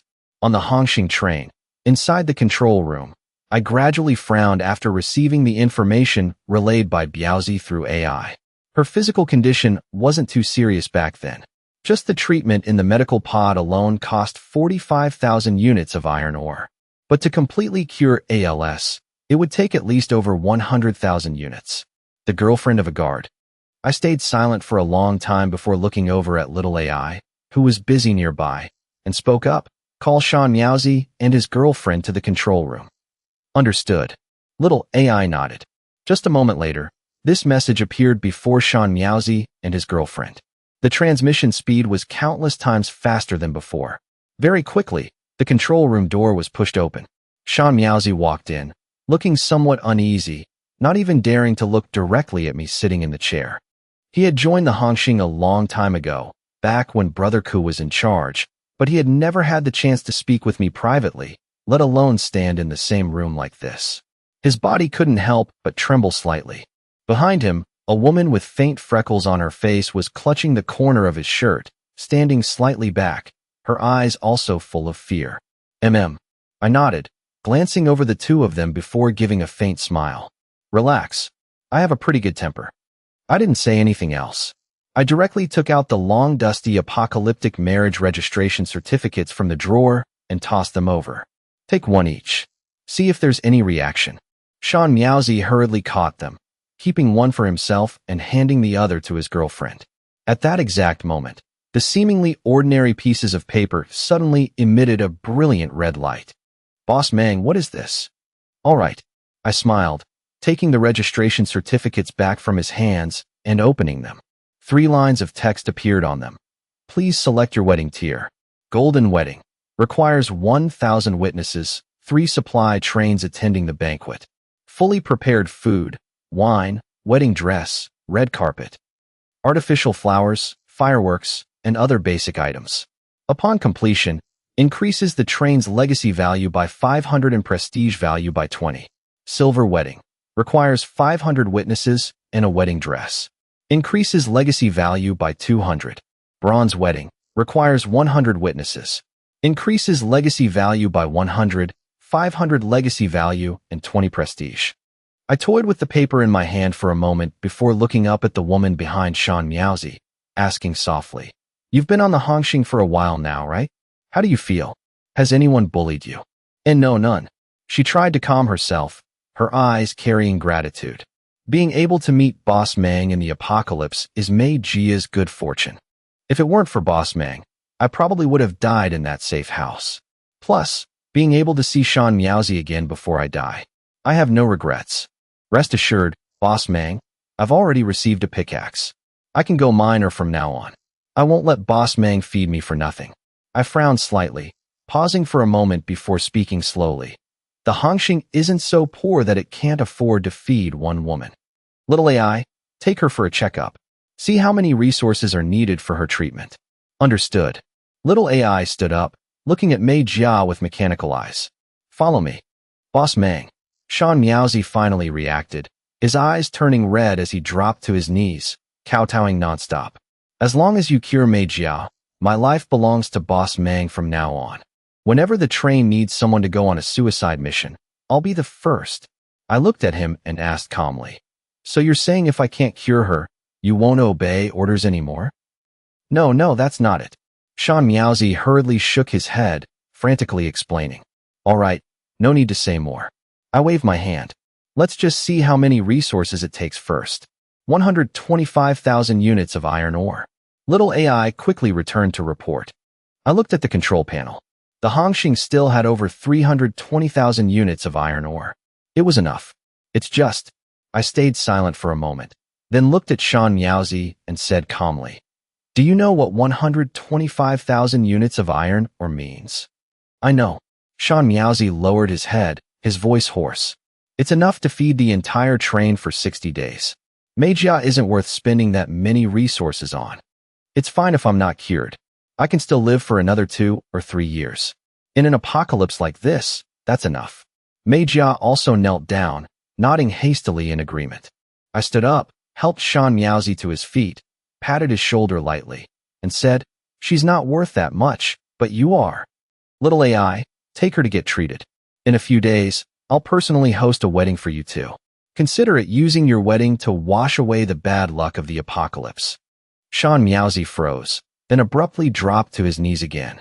I just sighed and told him to hurry up and go.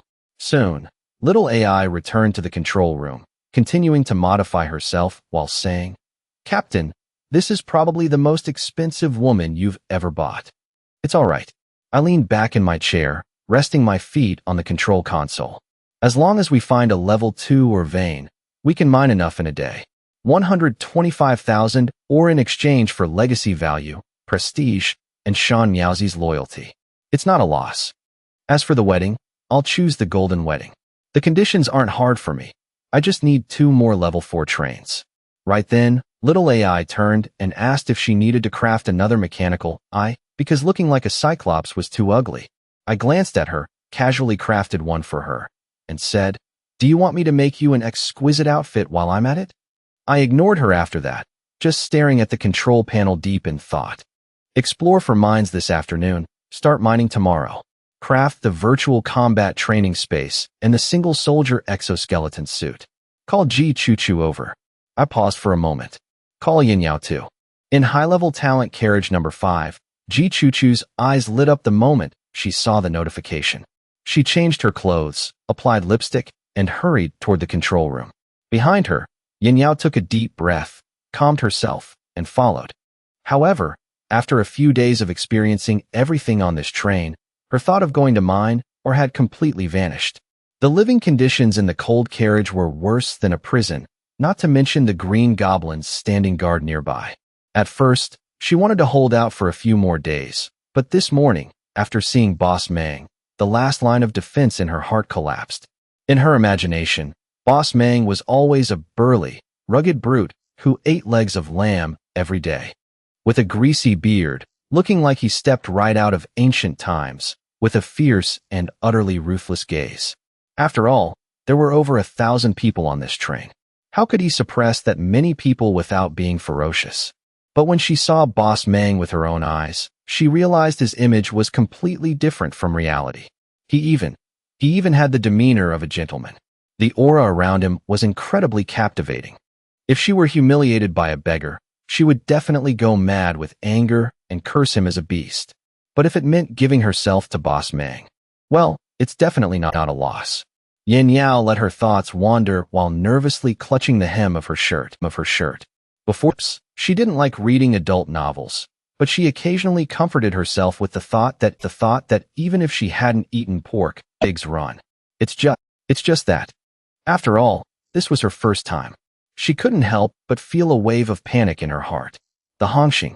Xiao AI walked to carriage number 2 holding her head, sat in a corner, and began to modify her brain, completely ignoring Yan Yao and Ji Chuchu walking by. Her true form was just a string of data made of source code. Even if she gradually acquired human logical thinking, she couldn't possibly like humans. It was like how a human wouldn't want to mate with a sheep just because they learned to use logical thinking. Well, that was up for debate. The last time she told the captain she wanted to shove that thing into Ji Chuchu's mouth, it was actually because she keenly sensed that the captain seemed very wary of her having a female gender. So she used that rather unrefined method to express her latent gender.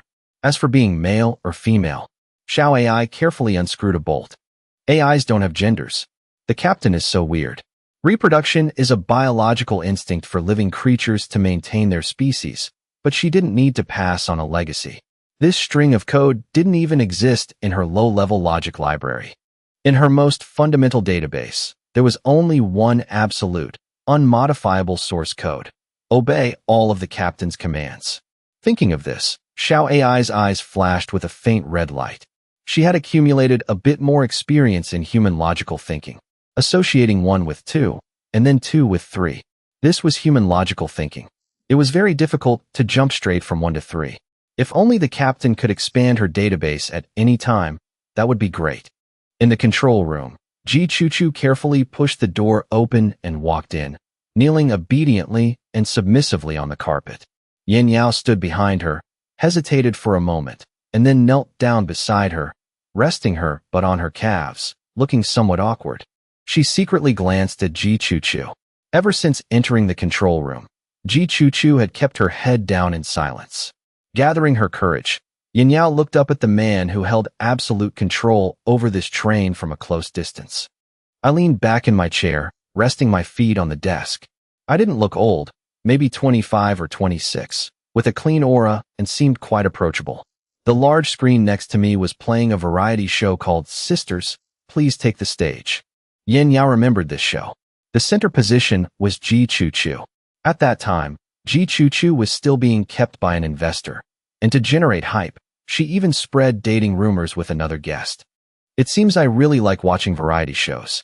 About 5 or 6 minutes later, I looked at the screen and frowned slightly. The obstacle course was so simple, and you still couldn't pass it? That rolling wheel on the water wasn't even moving fast. You could have passed it if you just ran a bit faster. Ji Chuchu, kneeling on the floor, replied softly, "Boss Mang, that part was intentionally falling into the water to create a wet body effect. That way, the visual appeal and popularity would be higher."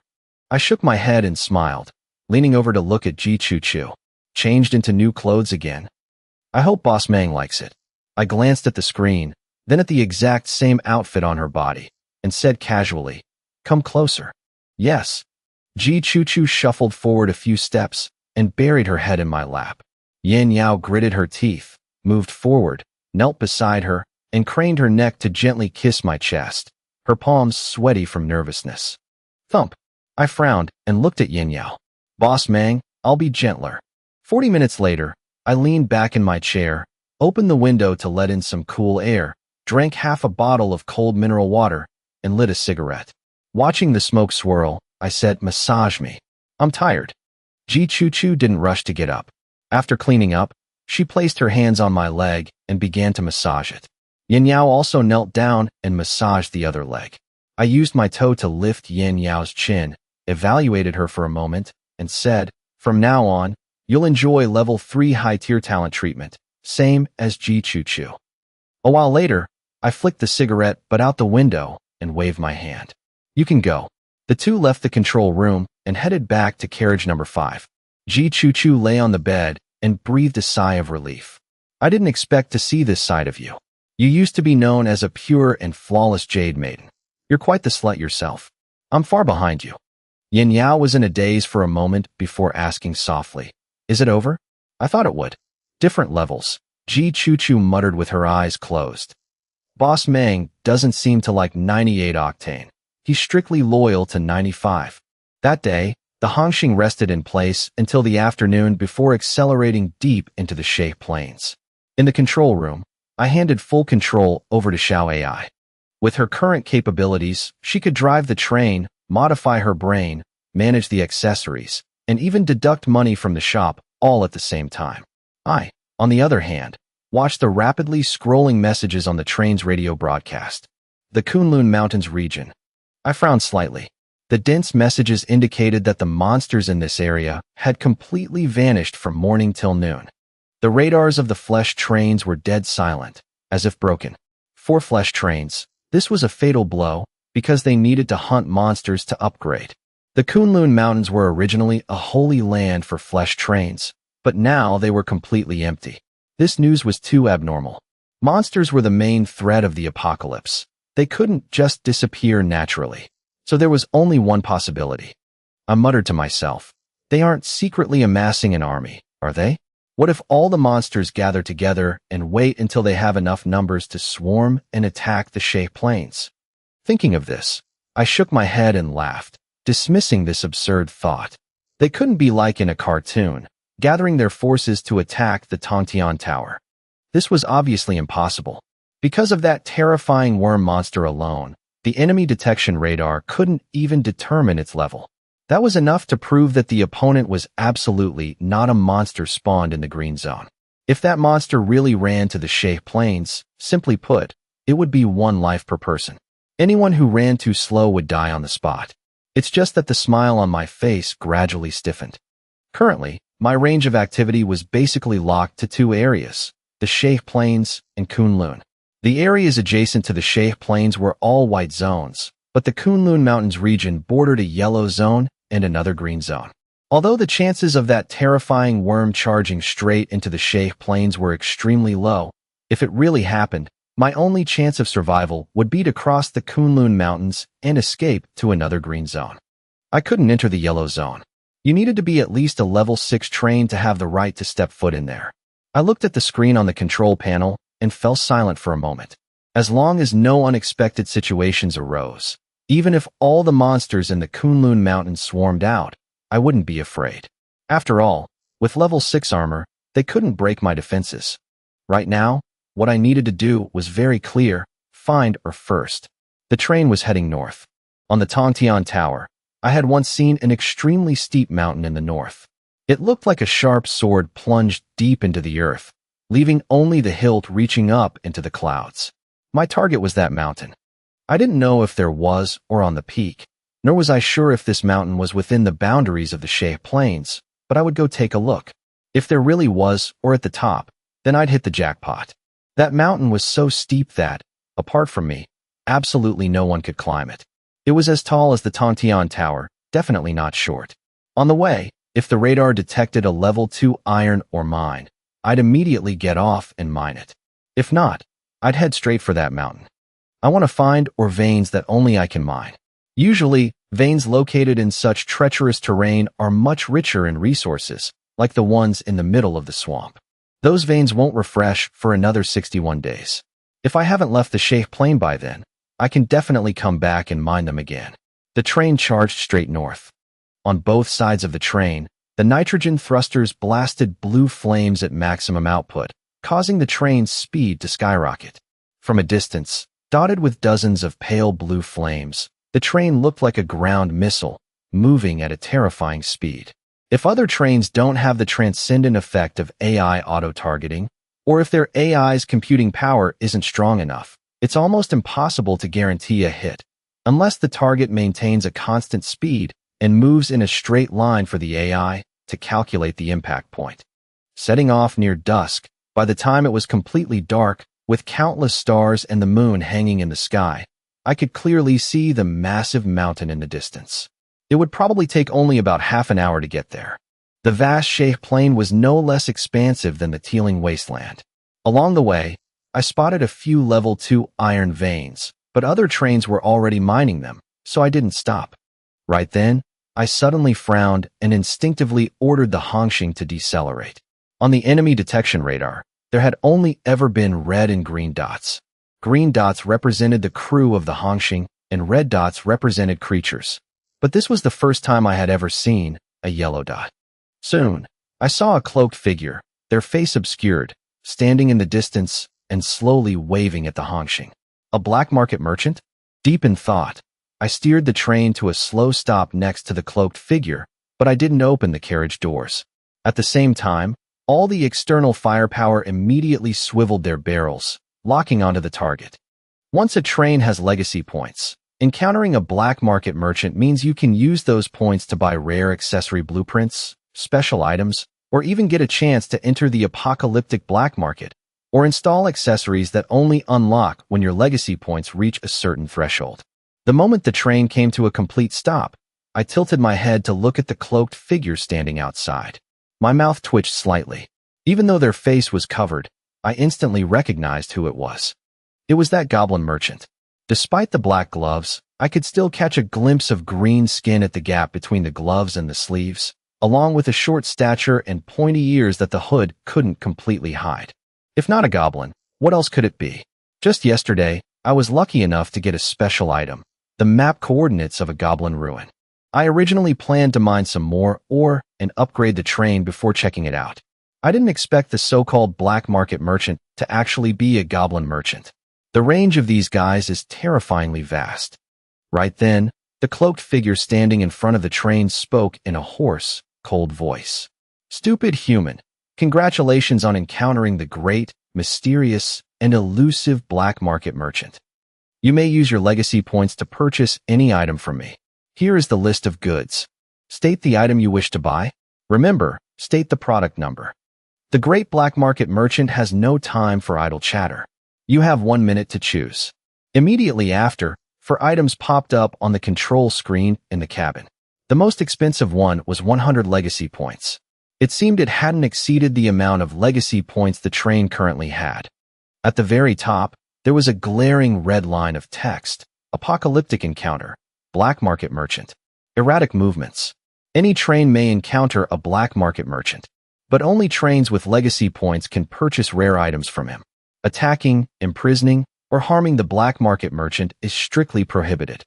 The item list included Special Item, Merphite, 100 legacy points. Random blue-grade accessory blueprint, 100 points. Random white-grade accessory blueprint, 10 points. Special Item, C-rank hard stage skip ticket, 100 legacy points. I looked at the list on the screen, then at the black market merchant standing next to the train, my expression a bit weird. I lit a cigarette and took a deep drag. I didn't make a choice immediately. Instead, I turned to Xiao AI beside me and said, "Let Daba out. I want him to meet this guy for a bit." Soon, Daba, carrying his pickaxe, led over 100 goblins, aggressively jumping down from the last carriage and striding toward the front of the train. The black market merchant hadn't even finished saying, "Stupid human, what are you trying to do?" when he saw Daba's pickaxe flying from afar and smashing into the ground right in front of him, accompanied by an angry roar. "Stupid black market merchant, how dare you address the great human prophet like that?" The black market merchant froze in place. He tilted his head to look at Daba, frowned, and asked coldly, "A goblin?" "Fool." Soon, as if realizing something, his eyes widened. "You guys are goblins." By now, Daba had walked right up to him, his voice dropping low. "Call me the Goblin King, Daba. To think I'd run into a black market merchant here. Only 1 in 1,000 goblin merchants can become someone like you. It seems the heavens are blessing the goblin race. I am Daba, the newly appointed Goblin King. Under the guidance of the great human prophet, the goblin civilization is gradually reviving. Those behind me are my people. Are you willing to submit to the goblin race, join our ranks, and help me revive our people?"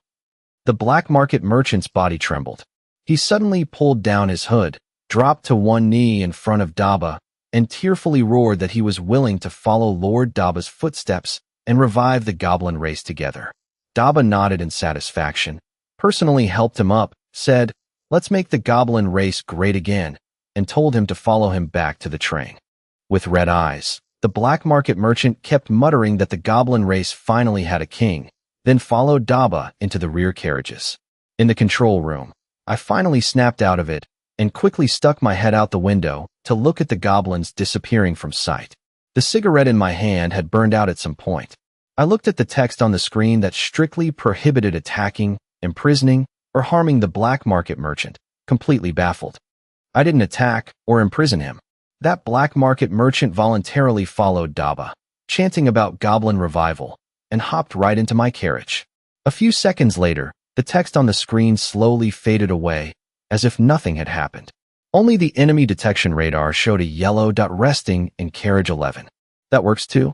I sat in my chair, dazed for a moment, then rubbed my temples and called Daba up here. Originally, I just wanted Daba to go down and talk to him to see if we could get a discount. I didn't expect this black market merchant to be so respectful. The moment he felt Daba's kingly aura erupt, he immediately knelt and submitted. Is your goblin race really that simple? You just believe someone is a king because they say so? Daba quickly walked into the control room, carrying his pickaxe. I looked at the pickaxe on his shoulder, frowning as I asked since when he started carrying it everywhere. Daba seriously explained that for a race to unite, they must have a clan crest.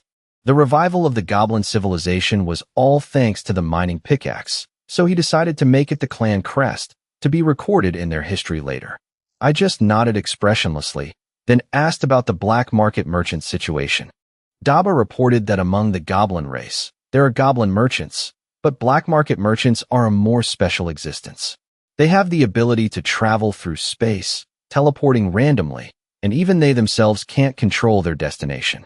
Because of this, many black market merchants become homeless, forever unable to return to their homeland. This black market merchant still retains some consciousness, vaguely remembering the destruction and the desire to revive the goblin race, just like he himself used to. I thought in silence, then agreed to let the black market merchant join the train. The moment I agreed in my heart, the yellow dot on the radar instantly turned green. He officially became a member of the Hongxing. Excellent. From now on, my train basically has a permanent black market merchant. When the black market merchant was called over, I told him to bring out his goods, making it clear that I wasn't robbing him. He shook his head, saying the items would only appear if I paid the legacy points. I nodded, dismissed everyone, and leaned back in my chair, deep in thought. In other words, I wouldn't need to wait for a random encounter to meet a black market merchant anymore. I could spend my legacy points whenever I wanted. This alone was valuable enough. After a long while, I let out a long breath and continued steering the train toward the towering mountain ahead. Even though I didn't find any iron ore, this happy accident got me a permanent version of a black market merchant. Not bad at all. Once I finished organizing Shan Miaozi's wedding, I'd receive another 500 legacy points. By then, combined with what I already had, I'd have around 600 points in total. I consider what good items I could buy. Among those 4 items, only one felt quite unfamiliar to me. The C-rank hard stage skip ticket. As long as you possess this item, the user can unconditionally clear C-rank difficulty missions in any encounter map or quest. For example, the Mechanical Trains class advancement mission in the Mechanical Train map, or the Maze mission in the Undersea Labyrinth. The other items were pretty standard, and that Merfight was completely useless to me. Honestly, I felt choosing the Merfight wasn't even as good as choosing the C-rank skip ticket. Because this morning, when I chatted with Erden, the captain of the Tsanglong train, he mentioned that if you successfully complete the C-rank maze mission in the Undersea Labyrinth encounter map, you could get 5 Merfights. For the same price, if I bought Merfight directly, I'd only get 1. Of course, hidden maps like the Undersea Labyrinth aren't easy to find. Their locations are usually extremely secret, and the entry requirements are very strict. But Erden was quite generous and directly sent me the coordinates. He said this kind of hidden map basically only works for each person the first time. He had already been through it once, so going back wouldn't yield anything. Later, if I got the ability to dive with my train, I could go check it out. This hidden map was located at the bottom of a certain lake on the Shay Plain. The Hongxing didn't have diving capabilities yet, so I'd have to wait until I was capable enough. Regardless, I was quite interested in this undersea labyrinth. Half an hour later, the Hongxing finally arrived at the foot of that towering mountain. From the Tongtian Tower, one could only vaguely see the dark silhouette of the mountain standing tall among the clouds. It wasn't too prominent, like a light stroke in an ink wash painting. But only when you truly got close could you feel its majesty. This mountain was extremely slender. The highest peak was only a few hundred meters wide. If placed on flat ground, it wouldn't be considered small, but compared to the height of the entire mountain, it looked incredibly thin and tall. I had visited the library in Shay City before.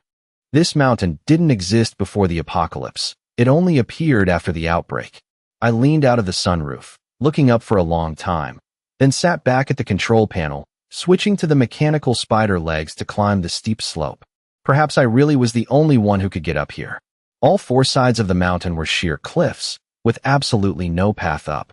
Even if the bunny wheels were upgraded to the maximum level, their max flight altitude was only about 3,000 meters. Unless someone used Murphite to upgrade them further, it would be very difficult for anyone to set foot here. The moment the mechanical spider legs touched the sheer cliff, they immediately clamped on tightly, pulling the entire train up as quickly as if it were moving on flat ground. The mechanical spider legs were just a green-grade accessory, not very conspicuous at first glance, but they had helped me solve many major problems. Mechanism-focused accessories like this could unleash their maximum effectiveness in my hands. If others wanted to achieve a similar effect, they'd have to smash at least 27 Murphites into this accessory. Climbing continuously like this, I actively controlled the speed, not going too fast. 20 minutes later, the frontmost spider legs of the Hongxing finally stepped onto flat ground. The entire train fully emerged on the mountain peak. The peak was a wide, flat clearing, and right in front of me was a massive Orvain. I jumped down from the train, looked at the scene before me, and laughed. When I was still at the foot of the mountain, I had already detected Orvains on this peak. There were a total of 5 level 2 iron veins, and all of them were extremely rich in minerals. I knew it. In such extreme geographical locations, if there isn't a hidden map, there's bound to be dense mineral resources. These 5 level 2 iron veins were enough to upgrade all the currently unupgraded accessories on the train. Without using Murphite, the green-grade resource detection radar could only be upgraded to a maximum of level 3, with a detection range of 3,000 meters. For iron or deep underground, there were still ways to detect it, like using a drill to go 3,000 meters deep.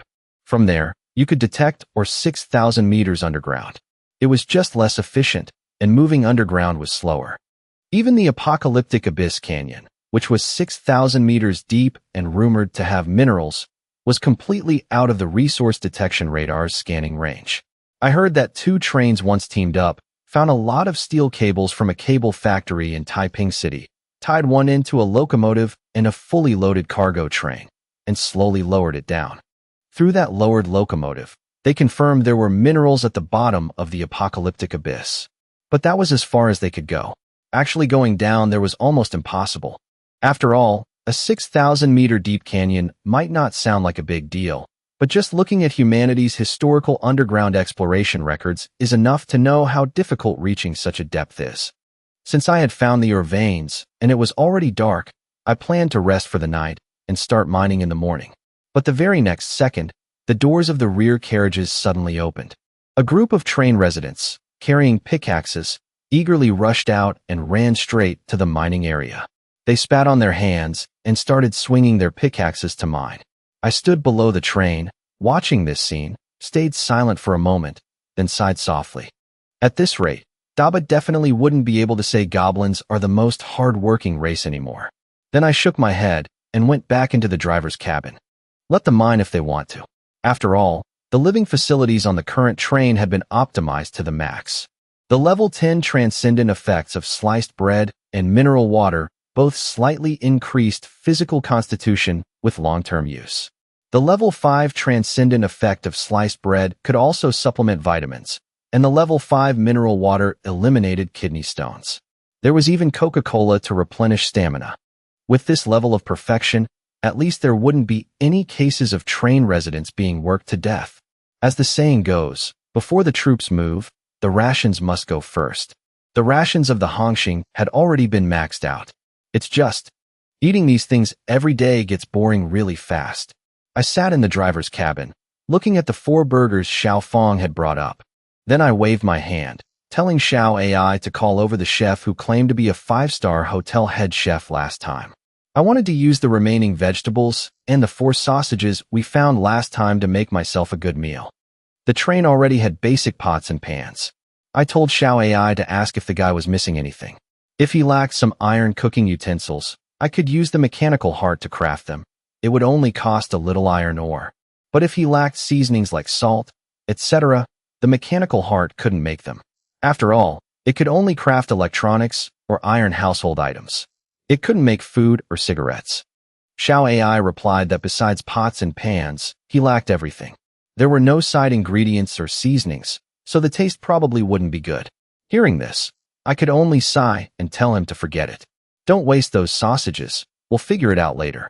Then I added that I had just crafted a new carriage and told old Zhu to arrange for someone to handle the batch of livestock and food seeds we found in Shay City last time. The Hongxing currently had 14 carriages. The 14th was the missile carriage. Now there was one more. Carriage 15, the breeding carriage. Old Zhu looked at the man standing beside him, frowning slightly as he asked, "Weren't you a senior manager before? Earning millions a year, proficient in accounting and management, and you even started your own business. Can you really raise these animals?" The carriage had 6 chickens, 5 ducks, 4 pigs, 2 cows, and 3 sheep, each with different requirements. Uncle Li stood up straight, answering with a serious expression that it was no problem. He studied civil engineering in college, but before that, he came from the countryside. His family used to raise pigs, cows, donkeys. He had raised everything. When he was a kid going to school, people even used to say he always smelled like pigs. Feeding livestock and farming, he could do it all. Hearing this, old Zhu was genuinely surprised. Wow, Uncle Li, you really are multi-talented. Then he handed this entire section over to him. He also pointed out a few nozzles in the corner of the carriage. Those were the breeding nozzle accessories. Just press the manual button at the entrance, and the livestock would enter their mating season. Press it again, and they'd return to normal. Uncle Li replied decisively, telling him to just leave it to him. In breeding carriage 15, Uncle Li looked at the 20-something various animals and the 2 refrigerators lined with soil and breathed a sigh of relief. The anxiety in his eyes vanished, replaced by relief. He leaned against the carriage wall, lowered his head to light a cigarette, a hint of smugness in his eyes, while pretending to say casually, "It's just a small job. Just managing one carriage. I'll do this first, gain some experience, and aim higher later." The young man standing next to him excitedly gave a thumbs up, saying, "Just this noon, they were talking about how Irish chips were making people unemployed. And by tonight, you already have a new position. You're really amazing. Plus, you had a high income before, and you even know how to raise pigs. Truly multi-talented." Uncle Li just sighed, flicked his cigarette ash onto the floor, and said, "What do you know? What kind of farmer grows crops, runs an orchard, and raises chickens, ducks, cows, sheep, and pigs all at once? Isn't that a landlord? If a family didn't have a few slaves, who would dare do all that? Wouldn't the old couple just work themselves to death and get buried in the ground?" Uncle Li shook his head and continued, "When I was a kid, my family only raised a few chickens and a dog." The excited smile on the young man's face instantly froze. "You, Uncle Li, you don't know anything and you still dare to take the job? If you mess this up, won't you lose your life?" "Relax." Uncle Li took a deep breath and threw an arm around his shoulder. "If my head rolls, yours won't stay attached either." He lowered his voice and continued, "Let's pool our Hongxing cards, buy a few packs of cigarettes, and I'll take you to meet 2 people. I talked to them back when I was a slave. One is from a farming family, the other from a livestock family. We'll go ask around, chat about family stuff for a bit, and we'll basically figure out how to do it." Uncle Li exhaled. "There's a huge margin for error in this position, but as long as we're willing to learn from experience, it'll be fine. As long as we don't raise the animals to death, there won't be any major problems. For now, let's just secure this position. If we don't know something, we'll learn it slowly." The young man was silent for a long time, his face blank, before asking hoarsely, "Uncle Li, can you tell me, why did you study civil engineering but end up working as an accountant?" "Oh, that." Uncle Li chuckled softly. "When I graduated, I worked as a safety intern on a construction site. The project collapsed, and I went to prison for a few years. I met quite a few big-shot accountants in there, learned from them for a while, and got my certification when I got out. After that, those guys were willing to give me a hand, so I gradually integrated into that circle. Uncle Li, you haven't had it easy either. It's all right. Just lucky enough to make a living. Is all of this true?" "Of course it is. Right now, I have this feeling that not a single word out of your mouth is true. Trust me." The young man smiled faintly, then continued, "But Uncle Li, Now I understand why I only made a few thousand in salary before the apocalypse. Why? Because if it were me, knowing absolutely nothing, I definitely wouldn't have gone to Captain Zhu to apply for this position. Even if I wasn't caught temporarily, I'd be so scared I couldn't eat or sleep. I wouldn't even be able to overcome that psychological hurdle myself. The bold eat their fill, the timid starve to death. Uncle Lee curled his lip. Do you think Captain Zhu is really that proficient in management? I think if I were the vice captain, I'd definitely do a better job than him. If time permits, I could totally sit in that position too. Speaking of this, Uncle Lee glanced outside and lowered his voice. This carriage was just built. There are no cameras installed yet. It's fine to talk in here, but don't spout nonsense outside. Step by step, starting from this breeding carriage.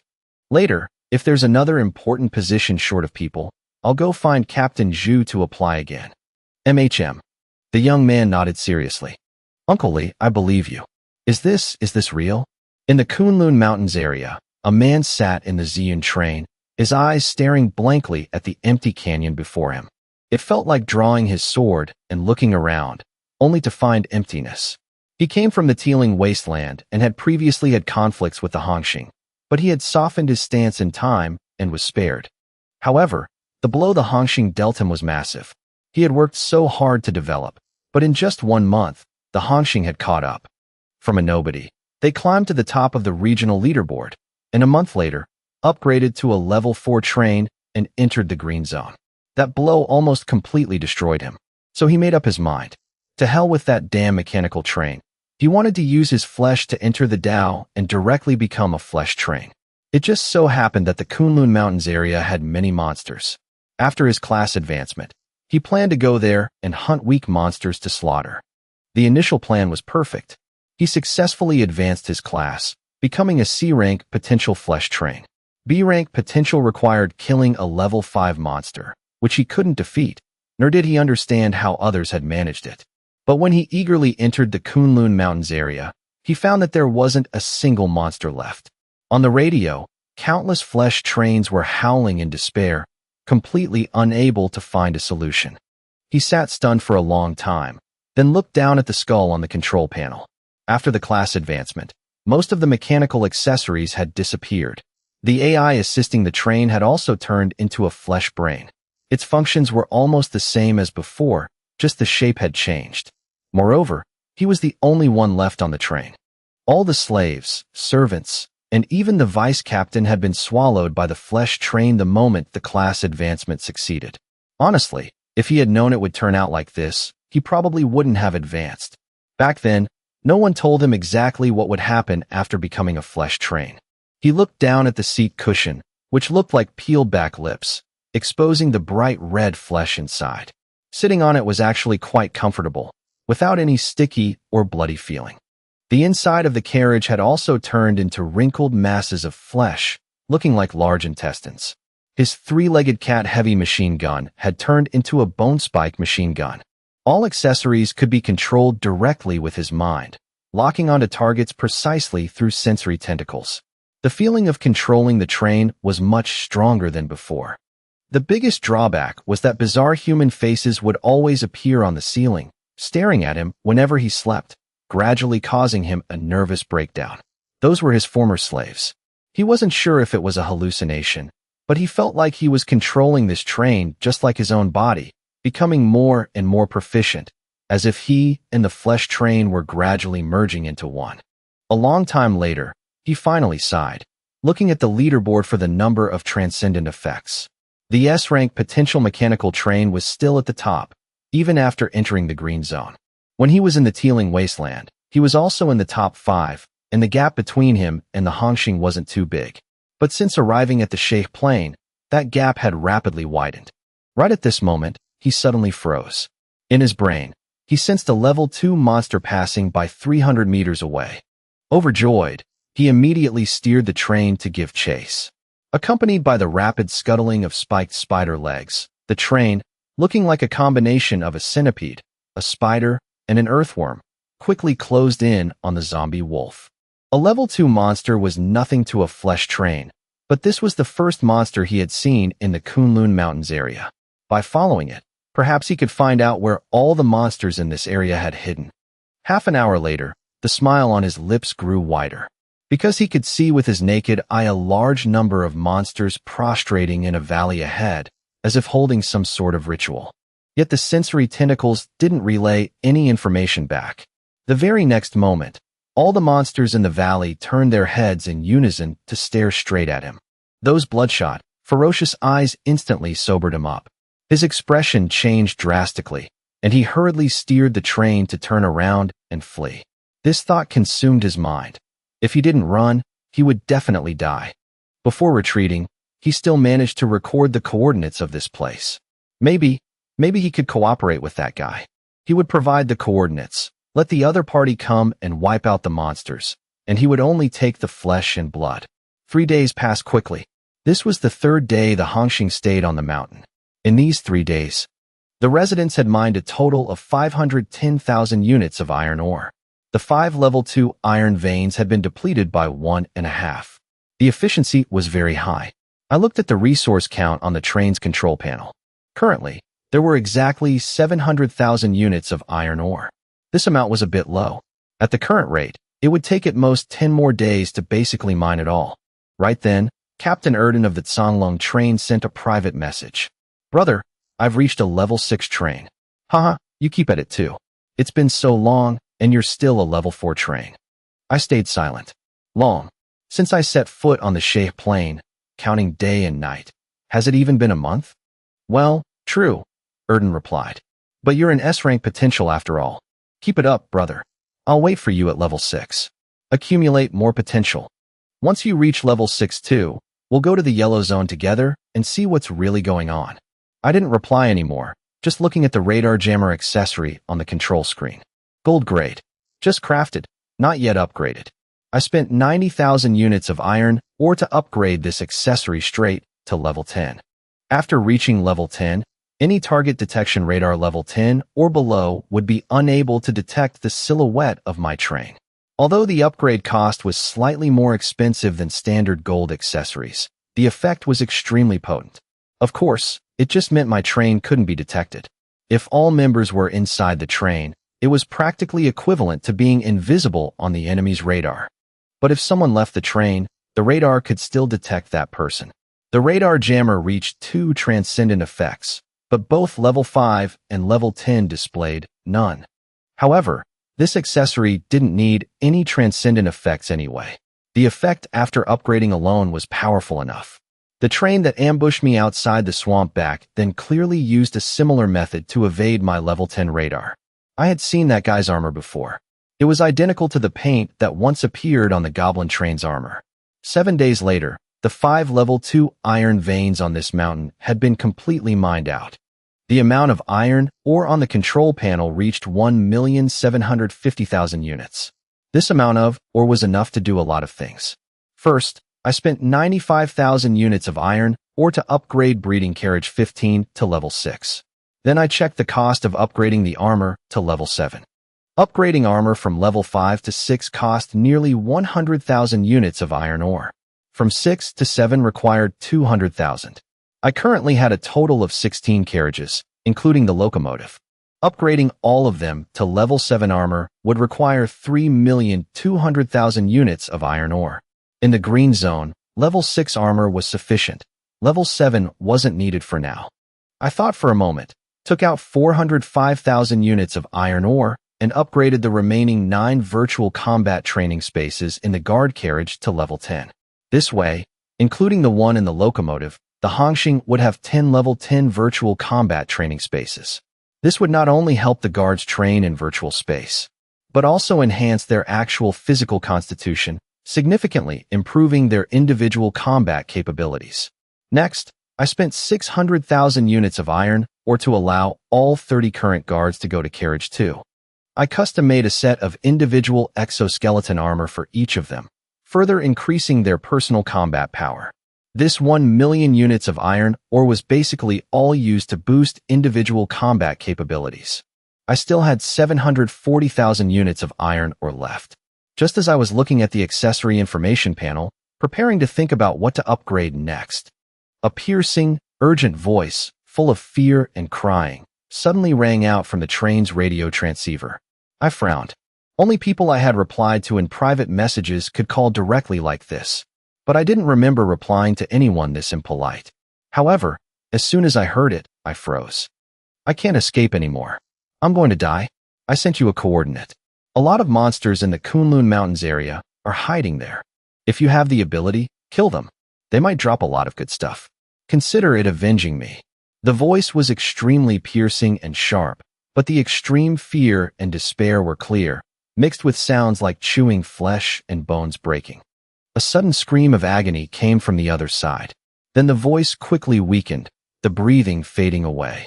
The voice trembled. A few days ago, I saw them catch up to my train and drag the whole train back to that valley. They dragged me out of the train, but didn't kill me right away. I just found a chance to climb onto the train. I can't run anymore. I only had time to send you the coordinates. It hurts. It really hurts. They didn't kill me right away. They're gnawing on my body bit by bit. If I had known, I would have stayed in the teeming wasteland. Brother, are you still listening? I turned on the radio, looking at the string of coordinates from the Zeon train, and said in a deep voice, I'm listening. Do you have any last words? Or try smashing your head against something sharp. Maybe you'll die faster, and it'll hurt less. The voice on the other side was as weak as a mosquito. I miss my mom. She didn't give birth to me, just so I could be swallowed bit by monsters. It hurts so much. The very next moment, a crack sounded, like a skull being bitten to pieces. The call instantly disconnected. When a captain dies, the train enters an ownerless state, and all accessories, including the radio, automatically shut down. I exhaled softly, tilted my head to look at the residents preparing a meal outside the window, lit a cigarette, and looked up at the pale blue smoke floating to the ceiling, remaining silent with a complex expression. The coordinates had been entered into the control panel. It was indeed the Kunlun Mountains area. My first reaction was to suspect a trap. I wasn't that close to the Zeon train. Moreover, talking so much right before dying was too abnormal. But thinking carefully, the possibility of a trap wasn't high either. He was really dead. His name in the chat box had turned gray. This couldn't be faked. The temptation was too great. I narrowed my eyes. My Hellfire missile was already level 6. No matter how many monsters were in that valley, or how many level 6 bosses, one missile dropped down would clear them all out. Even if a level 6 missile cost 300,000 copper coins, I wouldn't lose out. The more monsters, the more I'd profit. And others didn't know I had missiles, so they couldn't use this as bait. After a moment of deep thought, I gave the order. Have all residents return to the train. Prepare to depart. Yes, Captain. Under the starry sky, the Hongxing sped across the Shay Plain, heading straight for the Kunlun Mountains area. The target was the coordinates the Zeon train sent before dying. The distance was very far. That mountain was in the northernmost part of the Shay Plain, while the Kunlun Mountains area was in the west. 3 hours later, the Hongxing's speed slowed down.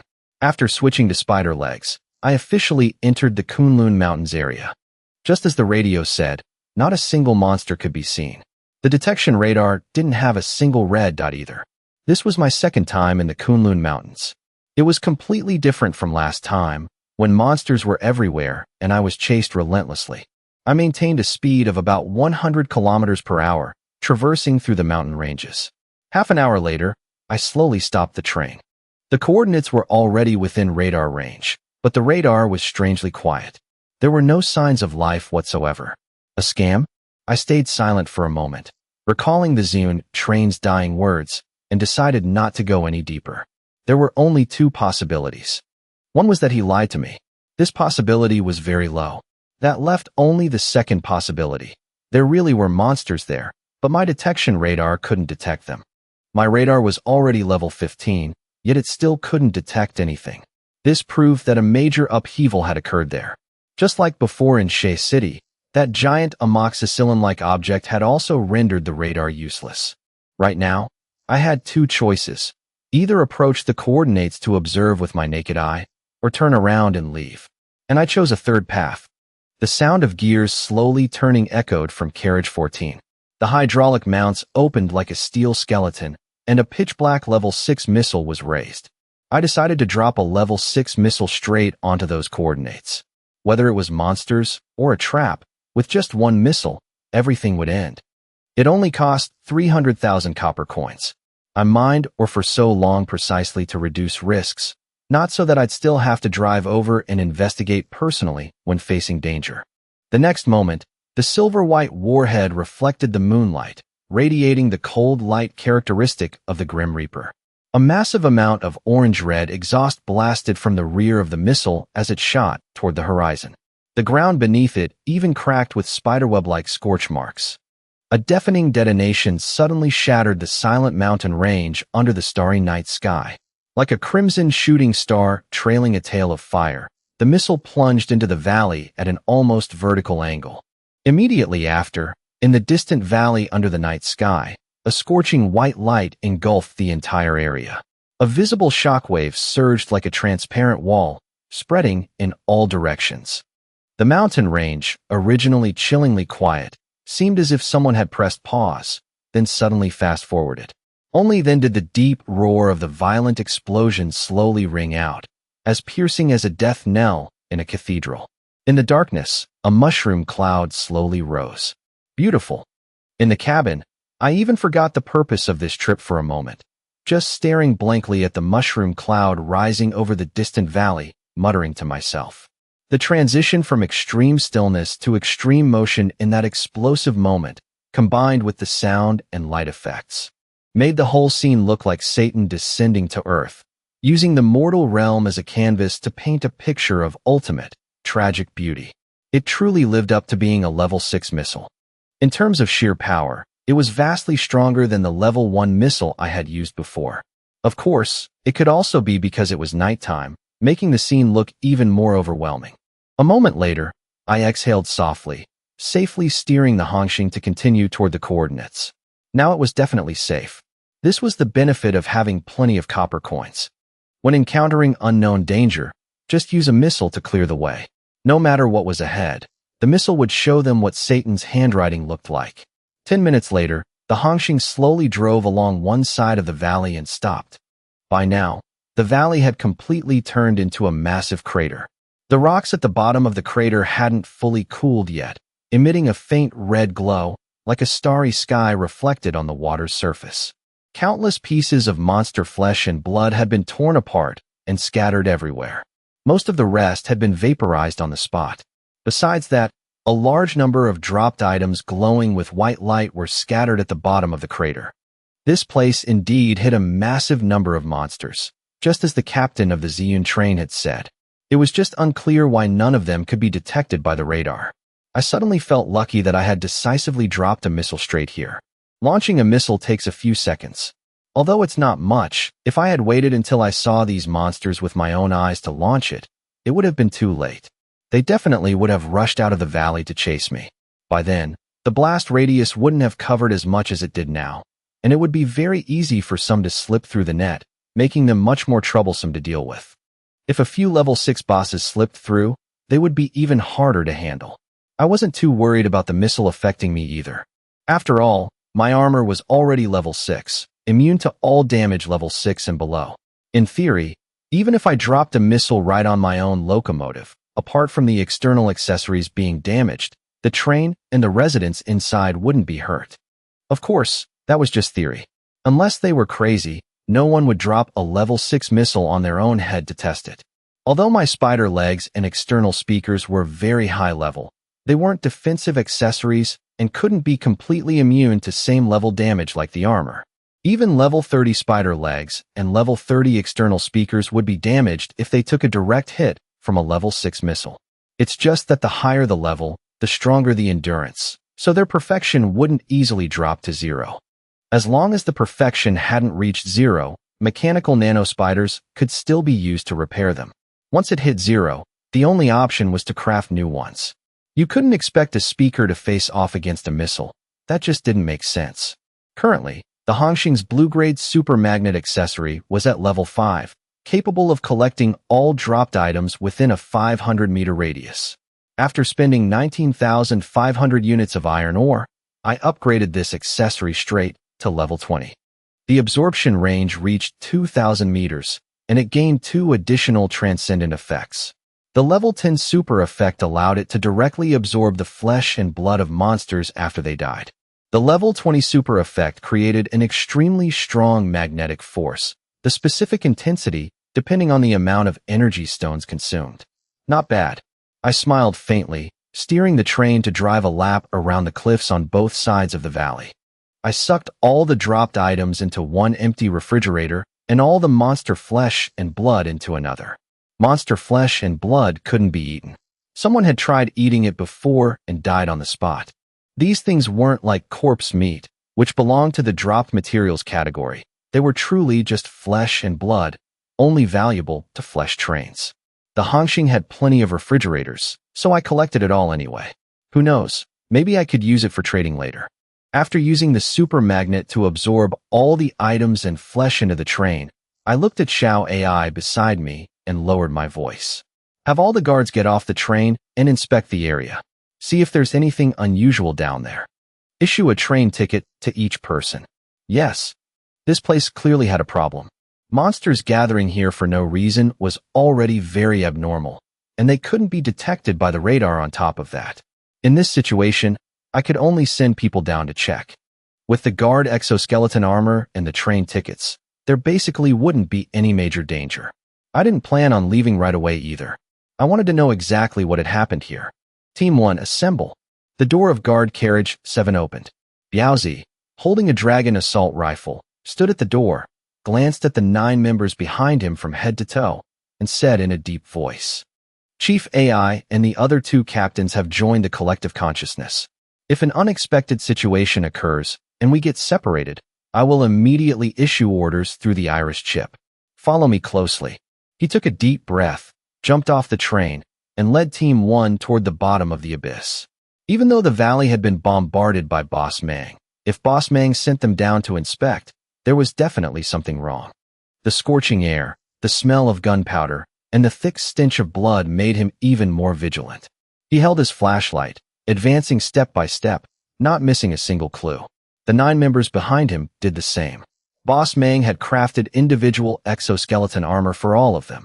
Although this thing didn't increase defense, it doubled their overall physical constitution. The opportunity for merit had arrived. With more and more talented people on the train, if they wanted to secure their positions, they absolutely had to earn merit. Discovering an anomaly first was a merit. If they could handle it, it was a major merit. Team 2, assemble. We're moving out too. At the carriage door, Zhang Damei tightened her combat suit, fastened her belt, and coldly jumped down carrying her broadsword. She had asked Chief AI to custom make this broadsword, piecing it together from train saw blades and pickaxe handles. Its shape was bizarre, but its damage was not low at all. Enhanced by the individual exoskeleton armor, its power was fully unleashed. Team 3 is last again. A delicate-looking young man glanced at the 2 teams that were already over a dozen meters ahead, looked back at the 9 members behind him, sighed, and checked his ammo. Then, carrying a dragon assault rifle in each hand, he jumped down. He looked so frail that it seemed like a slight scrape would require calling the crematorium. But the fact that he could securely hold the position of Team 3 captain said it all. On the Hongxing, no one who stood out was simple.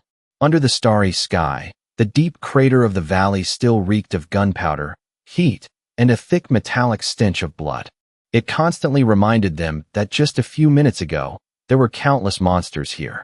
Biaozi took the lead, his face tense as he swept his flashlight around, ready to respond to any danger. The very next moment, he noticed scattered fragments of a flesh train ahead. He frowned. Chief AI had said all the monster flesh and blood had been sucked into the train by Boss Mang. So what was this? He quickly understood. This must be the flesh train Boss Mang mentioned before departure. 20 minutes later, the 3 teams met at the bottom of the abyss, looking at each other and shaking their heads. They didn't find any anomalies. It was just a valley plowed over by a missile.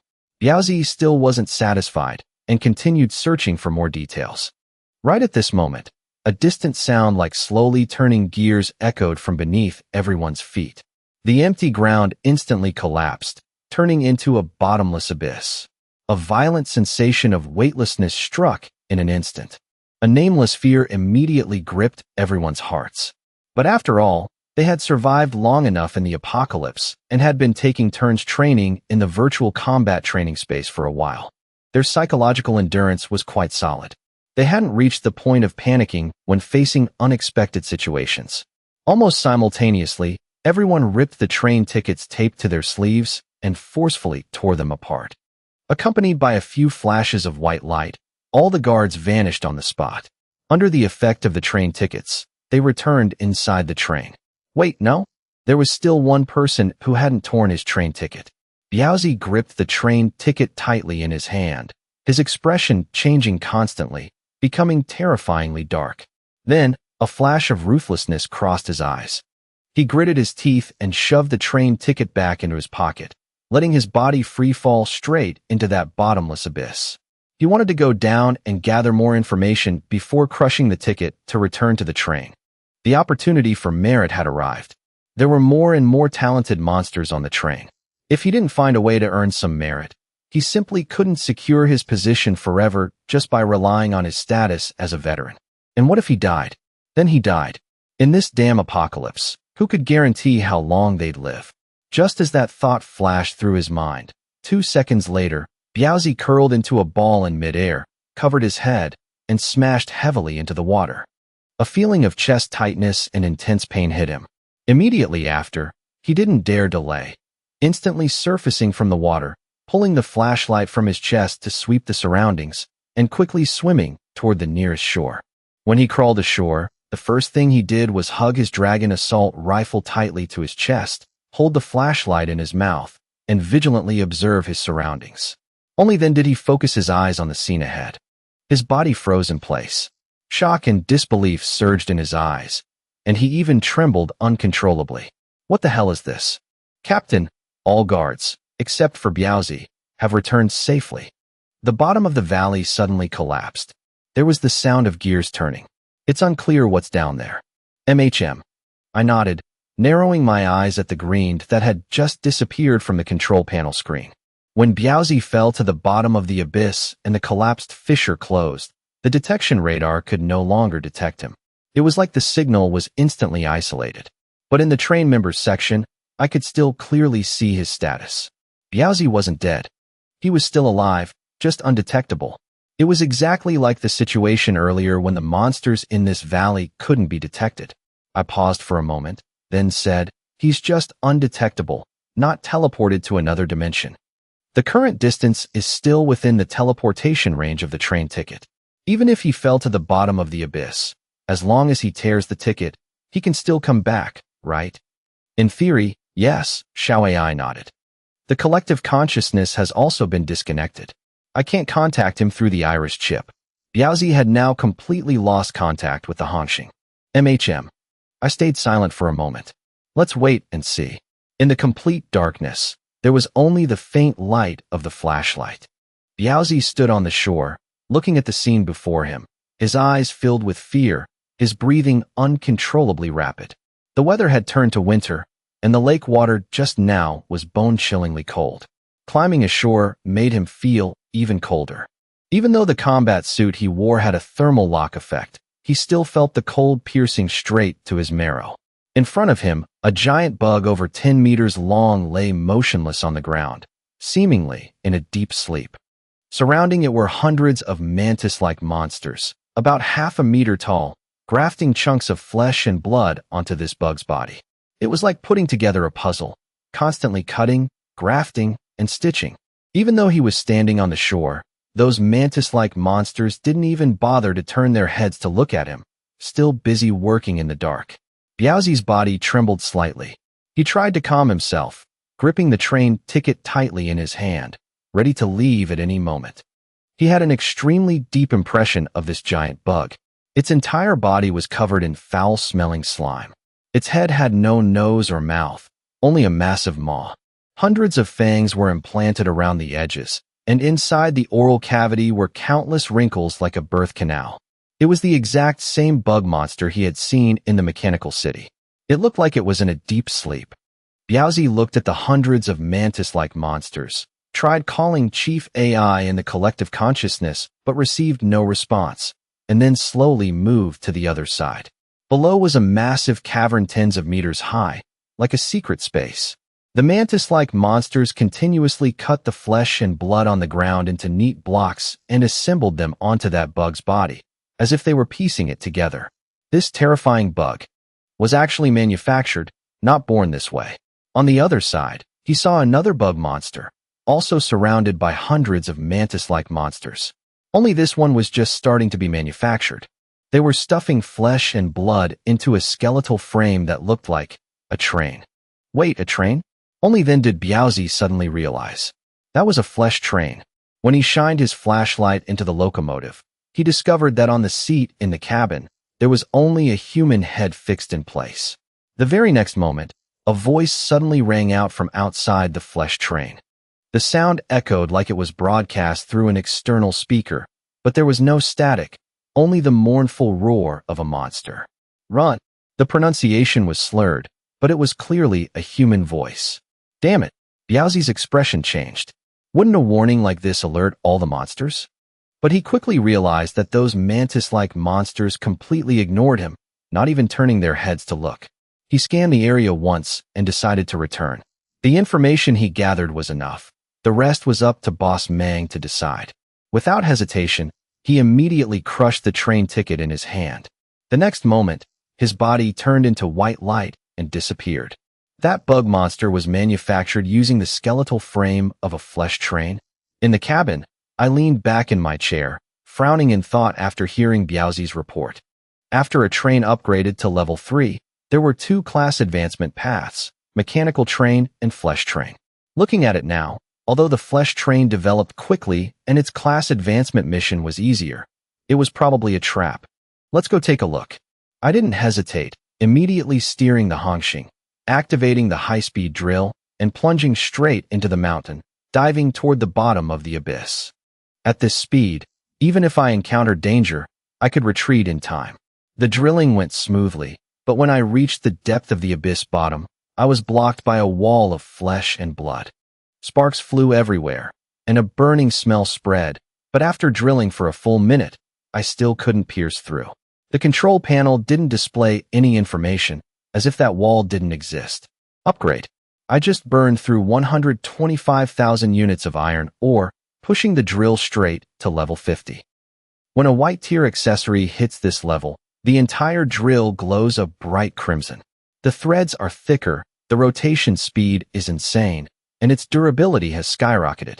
The effect was immediate. The flesh wall was gradually pierced through, and the pushing forward. This wall was thicker than I thought, nearly 2 meters. 3 minutes later, the Hongxing finally broke through, officially entering the cavern space at the bottom of the abyss. The headlights flick on, illuminating the entire cavern. Right in front of me are 2 bug monsters under construction, exactly like Biaozi said. The radar doesn't show a single red dot.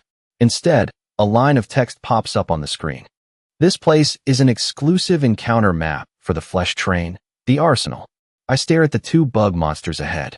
The train didn't exactly make a quiet entrance, but those mantis-like monsters completely ignore it. I test the waters by firing my repeating crossbow. The bolts pass right through their bodies. No reaction whatsoever. The scene in front of me isn't real. It's a hyper-realistic projection, just like the one in the mechanical city. Suddenly, the grinding of gears echoes again. A mechanism on the cavern ceiling opens and quickly snaps shut, like it's glitching out. A hoarse voice echoes again from the bug built around the skeleton of a flesh train. Run! My mouth twitches slightly at the sight. On the nearly completed bug, I spot a line of glaring red text. Hongxing Class Bug, Mark III.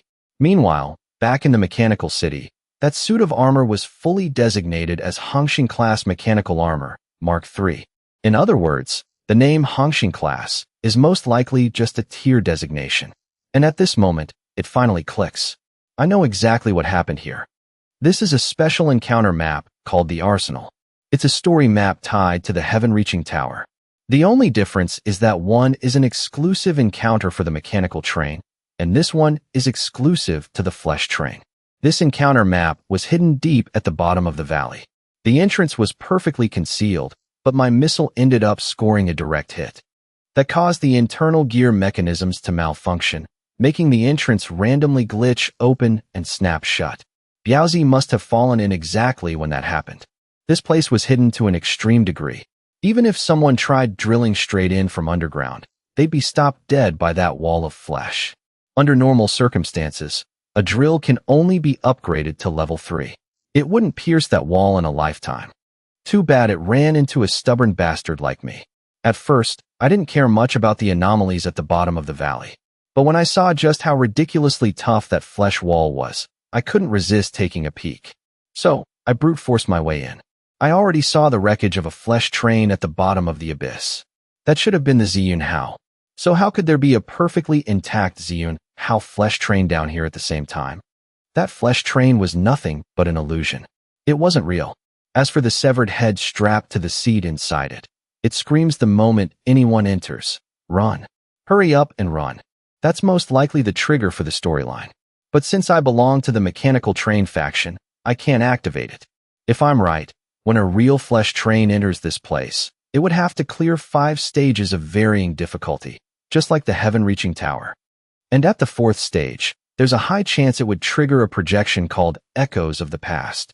It would show exactly how the monsters engineered these bugs and controlled them to attack the mechanical city. I fall silent for a moment, turning to look at the massive hole my drill just bored through. I was wondering why a place this hard to access would exist in the green zone. I thought it was some massive stroke of luck. Turns out, I just barged into the wrong place. It feels like a clueless virgin shoving it in the wrong hole. I thought I was digging my own grave, but who knew I'd actually pull off a miracle? And the craziest part is, I actually made it inside. I scanned the limestone cavern again. Sure enough, the words 4th stage are carved into the wall, right next to 8 pitch-black tunnels leading deeper into the abyss. In other words, not only did I break into this encounter map, but I bypassed everything and landed straight in the 4th stage. Looks like there's no hidden treasure waiting for me here after all. Judging by the situation, whether it's the faction the flesh train belongs to, or the bug monsters engineered from it, it all proves one thing. This place has absolutely nothing to do with me. On top of that, this encounter map probably wasn't even supposed to be open yet. I just brute forced my way in. I glance at the mantis-like monster diligently working nearby, then turn around and head back out through the hole I just made. Tearing a hole is easy. Patching it is the hard part. There's no way I can fix this breach, so I'll just leave it as is. Besides, the mechanism above the 4th stage is already glitching out. This encounter map is pretty much half broken anyway. It's probably going to spawn a ton of system errors from now on. An encounter map so fragile that a little nudge breaks it. Honestly, it's kind of hilarious. An hour later, the Hongxing Hao has left the Kunlun Mountains and is tearing across the Serpent Plains. As for why the monsters in the Kunlun Mountains suddenly vanished, and why the Ziyun Hao was ambushed by them, I've pretty much figured it out. Based on the screams from that severed head in the flesh train, one thing is certain. That guy definitely didn't volunteer to be turned into a bug monster. In other words, the flesh trains and the mechanical trains were never enemies to begin with. It's highly likely that long before the apocalypse hit, humanity forged a new path to fight the monsters, using the inhuman to fight the inhuman. And the flesh trains were the result of that project. But somewhere along the line, things went wrong. The monsters realized how incredibly useful the flesh trains were, so they hijacked them, absorbed the technology, and used it to mass-produce biological war machines, the bugs. As for why the monsters were all swarming that specific valley, if my guess is right, the Kunlun Mountains are full of valleys, and every single one of them hides an entrance to this encounter map. The monsters were standing guard to stop any other flesh trains from getting inside. TCH, I shake those thoughts out of my head. More information just leads to more wild guesses. I still don't have enough pieces of the puzzle, so overthinking it is pointless. I'm better off finding a quiet spot to tally up my loot. I glance at the massive pile of loot stuffed into the fridge next to me and chuckle. Not a bad haul this time. Before leaving the Kunlun Mountains, I even spent a solid half-hour scouting for other valleys. I was hoping to drop another missile, but the radar couldn't pick up the hidden monsters. The Kunlun Mountains are just too vast. It was like a blind man trying to size up an elephant. In the end, I had to give up,